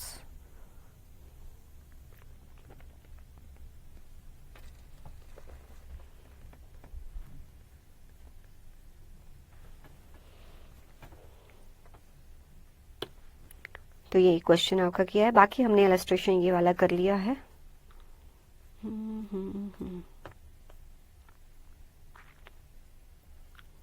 ये वाला सिर्फ क्वेश्चन रह गया है, इसको टाइम लगेगा, टाइम भी हो गया। जो छोटे मोटे क्वेश्चन है वो डिस्कस कर लेती हूँ, एक ही वो क्वेश्चन रह गया, वो हम ऐसा करूंगी, वो मैं चाहे रिकॉर्ड करके डाल दूं, नहीं तो नेक्स्ट क्लास में देख लेंगे, क्योंकि नेक्स्ट क्लास में न्यू स्टूडेंट्स की एंट्री होगी। मैं सोच रही थी नया चैप्टर करते हैं, बट कोई बात नहीं। इसमें कौन सा क्वेश्चन रह गया था हमारा, हाँ, इलस्ट्रेशन नंबर 45। आओ देखो, 45, 46 एंड 47, ठीक है, कोई बात नहीं। 45 पर आओ, इलस्ट्रेशन 45। ये जो 45, 46, 47 है, ऐसा इसमें कुछ खास नहीं है, सिर्फ ये बताया हुआ है कि एम्प्लॉय को हम जो है ये बेनिफिट्स देते हैं, तो आप ये बताइए कि उसका टोटल अर्निंग्स कितना हो गया, ठीक है। तो टोटल अर्निंग्स का मतलब मैंने ऑलरेडी आपको बता रखा है कि जितना आप जो है उसको मॉनेटरी बेनिफिट दे रहे हो, ठीक है, वो सारा का सारा आपने ऐड करके यहाँ पर लिख देना है। मान लो कि कोई परक्विजिट्स आप दे रहे हो कि आप उसको रेंट फ्री हाउस दे रहे हो, ठीक है, तो रेंट फ्री हाउस आप जितना रेंट वो दे सकता था वो उसका एक बेनिफिट है, वो उसको ऐड कर देना है। बट आपको भी पता ना, सम टाइम कुछ रिम्बर्समेंट एम्प्लॉय दे देता है कि 10,000 का है ना, 2,000 मैं दे दिया करूंगा, तो अल्टीमेटली उसको बेनिफिट कितना मिला, 10 का नहीं मिला, 2,000 जो वो रिम्बर्स कर देगा, वो माइनस करके अल्टीमेटली आप उसकी सैलरी में 8,000 ही ऐड करोगे। आपने सिर्फ ये देखना है कि आपने एम्प्लॉय का बेनिफिट कितना दे रहे हो, तो वो उसकी सारी की सारी जो है वो सैलरी में ऐड कर देना। अगर वो पूछे कि कितना टोटल अर्निंग है एम्प्लॉयज का, बट अगर उसने ये पूछा है कि आप ये बताइए कि आपकी ऑर्गेनाइजेशन को कितना लेबर कॉस्ट पड़ता है, मतलब वो लेबर को हायर करने के लिए आपको कितना कॉस्ट पड़ता है, तो क्या होता है कि समटाइम्स गवर्नमेंट जो है ना, वो बहुत सारी मैन्युफैक्चरिंग, जैसे अभी रिसेंटली है, मैन्युफैक्चरिंग कंपनीज को कुछ सब्सिडीज देती है कि आप अगर इतना न्यू लेबर हायर करोगे ना, तो आपको जो है हम 30% या 20% जो भी उनका कॉस्ट होगा हम बेयर करेंगे, हम आपको उसके अगेंस्ट सब्सिडी देंगे, मीन्स वो पेमेंट हम आपको करेंगे। तो अगर गवर्नमेंट उस ऑर्गेनाइजेशन को कोई पेमेंट कर रही है, ठीक है, कोई सब्सिडी दे रही है, तो जो भी टोटल लेबर कॉस्ट आएगा उस ऑर्गेनाइजेशन का, उसमें से वो माइनस कर देना। तो ऑब्वियसली जो वो बेयर करेगी, जितना कॉस्ट वो बेयर करेगी, हम उतना ही तो कॉस्ट में ऐड करेंगे। ये कहाँ लिखा हुआ है, cost accounting standard 7। Cost accounting standard 7 ये कहता है कि जब आप अपनी ना कॉस्ट रिपोर्ट्स रेडी कर रहे हो, आप अपना लेबर कॉस्ट का जो पार्ट बना रहे हो, वो पार्ट बनाना जितना बेनिफिट आप एम्प्लॉय को दे रहे हो। अगर कोई कॉस्ट आपको गवर्नमेंट की तरफ से कोई ग्रांट मिल जाती है, कोई सब्सिडी मिल जाती है ना, आप उसको माइनस करोगे, फिर उस माइनस किए हुए अमाउंट के बाद जो कॉस्ट आएगी ना, वो ही आपकी कॉस्ट रिपोर्ट्स में दिखना चाहिए। तो अल्टीमेटली ये तीनों क्वेश्चन इसी पर बेस्ड है। तो अब रीड करते हैं, हमने क्या करना है, मेजर करनी है एम्प्लॉय की कॉस्ट। कहता वो बेसिक पे दे रहा है एम्प्लॉय को 5 लाख का, lease rent paid for accommodation provided to an employee 2 lakh वो लीज रेंट दे रहा है, और amount recovered from employees is 40,000। अच्छा 40,000 तो उसको रिकवर भी कर लेता है, तो अल्टीमेटली ये कितना खर्चा कर रहा है, ये कितना खर्चा कर रहा है, जितना ये खर्चा करेगा वही रिकॉर्ड करेंगे ना। हाँ, तो कितना खर्चा खुद कर रहा है ये 1,60,000, इसको कॉस्ट का पार्ट बनेंगे। एम्प्लॉयर का कॉन्ट्रीब्यूशन टू पीएफ, ये भी उसकी पॉकेट से जा रहा है, ठीक है, एम्प्लॉयर की पॉकेट से, ये भी ऐड करेंगे, ये भी लेबर कॉस्ट का पार्ट बनेगा 75,000। एम्प्लॉय का कॉन्ट्रीब्यूशन 75,000, अरे ये थोड़ी उसकी कॉस्ट का पार्ट बनेगा, वो तो जो आप उसको पेमेंट कर रहे होगे उसमें से निकाल के वो पीएफ में डाल रहा होगा, ठीक है। ये तो एम्प्लॉय का खुद का खर्चा है, वो खुद आपको दे रहा है कि 75,000 मेरे पीएफ में, तो आपका एम्प्लॉय का कॉन्ट्रीब्यूशन टू पीएफ जो है वो आपके एम्प्लॉयर का खर्चा नहीं बनेगा। रिम्बर्समेंट करते हो आप उसको मेडिकल एक्सपेंसेस 67,000, ये भी तो उसको पे कर रहे हो ना, तो ये भी आपकी एम्प्लॉय कॉस्ट में आएगा। Hospitalisation expenses of employees family, उसकी फैमिली के जो हॉस्पिटलाइजेशन खर्चे हैं ना वो भी एम्प्लॉयर बेयर कर रहा है 19,000, ये भी आप ऐड करोगे। आपने कुछ फेस्टिवल बोनस दिया 20,000, ये भी आप ऐड करोगे। और फेस्टिवल एडवांस दिया, अब बताओ एडवांस दिया वो थोड़ी खर्चा है, एडवांस दिया वो तो आगे जाके तुम एडजस्ट कर लोगे जहां वो आपको वापस कर देगा। जो एडवांस होता है वो खर्चा थोड़ी होता है, वो तो आपको पता ना, एडवांस जो है वो आप एसेट रिकॉर्ड कर लेते हो। अगर फाइनेंशियल अकाउंटिंग की बात करूं, जो आपके प्रीपेड होते हैं, ठीक है, वो एसेट रिकॉर्ड कर लेते हो, ये खर्चा थोड़ी हो जाएगा। तो जो एडवांस है ना, इस 30,000 को रिकॉर्ड नहीं करोगे, बस आपको कंप्यूट करनी है एम्प्लॉय कॉस्ट। तो जो जो आपको कॉस्ट लग रही है वो सारा कुछ लिख दो। आओ illustration number 45।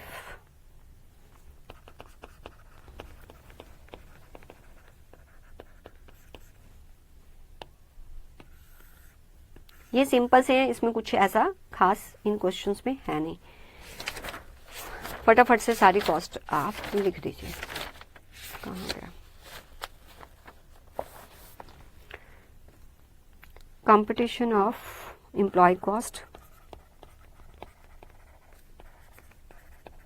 Employ cost, particulars, amount, basic pay जो भी दे रहे हो आप उसको वो लिख दो, दैट इज 5 लाख, ठीक है। और आपने ऐड कर देना है क्या, नेट कॉस्ट टू एम्प्लॉयर, जो नेट उसको पड़ी कॉस्ट उसको ऐड करना है टुवर्ड्स किसके, lease rent, lease rent paid for accommodation. 2 lakh है, उसमें से 40,000 तो आप उससे ले लेते हो, तो अल्टीमेटली आपने बेनिफिट उसको दिया 1,60,000 का। फिर ऐड करोगे आप एम्प्लॉयर्स कंट्रीब्यूशन टू पीएफ, वो कितना कंट्रीब्यूट कर रहा है 75,000 आ रहा है। ऐड करोगे जो भी आपने मेडिकल एक्सपेंसेस रिम्बर्स किए, रिम्बर्समेंट ऑफ मेडिकल एक्सपेंसेस कितने हैं 67,000। ऐड करोगे जो भी आपने हॉस्पिटल के एक्सपेंसेस बॉर्न किए, एक्सपेंसेस बॉर्न बाय एम्प्लॉयर कितने हैं 19,000। फिर उसके बाद जो भी आपने फेस्टिवल बोनस दिया 20,000, बस और कोई कॉस्ट नहीं है। जो भी इसका एडिशन आएगा आप वो एम्प्लॉय कॉस्ट बना दोगे आप। लेकिन यहाँ पर जब भी ऐसा कोई क्वेश्चन आए जो आप एडिशन नहीं कर रहे हो, वो एडिशन आपने क्यों नहीं की उसका नोट नीचे लिख के आओगे, क्योंकि फेस्टिवल एडवांस जो था वो तो रिकवरेबल अमाउंट है ना, वो तो उससे ले लोगे, इस रिकवर नेक्स्ट सैलरी के अगेंस्ट एडजस्ट कर दोगे, वट एवर इट इज, ठीक है, is a recoverable amount, hence not included in employee cost। Second, जो एम्प्लॉय का कंट्रीब्यूशन है, employees contribution to PF is not a cost to the employer. ये employer का cost थोड़ी है, वो तो खुद अपनी पॉकेट से पे कर रहा है, हेंस नॉट कंसिडर्ड, इसलिए हमने इसको भी कंसिडर नहीं किया। बस ये बता दो ये कितना आ गया, 8,41,000।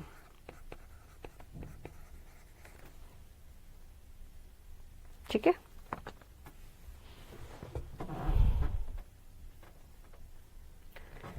चलिए इतना करना है। ओके, जो थोड़े 2 क्वेश्चन रह गए और 1 क्वेश्चन रह गया, एक थोड़ा छोटा सा टॉपिक भी है, वो भी डिस्कस करना है, क्योंकि हमने ग्रुप बोनस और आपके नॉन मॉनेटरी इंसेंटिव्स पर अभी बात नहीं की है, वो थोड़े से टॉपिक है, तो मुझे लगता है 1 आवर वहां पर लगेगा। आई ट्राई मंडे को क्लास रख दूंगी, अदरवाइज मेरी बात सुनो, ट्यूसडे को ना डायरेक्ट एक्सपेंसेस का जो क्लास है ना मैं अपलोड करवा दूंगी, बिकॉज ट्यूसडे 24 है तो मेरी डॉटर का 12th का एग्जामिनेशन है, तो उस दिन क्लास नहीं ले पाऊंगी, तो वेडनेसडे को मैं आपकी क्लास 1 o'clock रखूंगी। बट बिफोर दैट मैं आपको एम्प्लॉय कॉस्ट का ये वाला पार्ट भी जो है प्रोवाइड कर दूंगी, जो भी ये पार्ट होगा, और ट्यूसडे को जो भी क्लासेस मैं अपलोड करूंगी मैं आपके ग्रुप में शेयर करवा दूंगी, उनको आप प्लीज देख लेना, और जो भी टॉपिक्स है जितने डिस्कस किए हैं कोई दिक्कत होगी तो आप मुझे बता देना, ठीक है। लेकिन प्लीज जितने कॉन्सेप्ट है, मैंने आपको पहले भी बताया, employee cost is very very important chapter, तो जितने कॉन्सेप्ट्स मैंने करवाए हैं वो एक बार आप प्रैक्टिस जरूर कर लेना।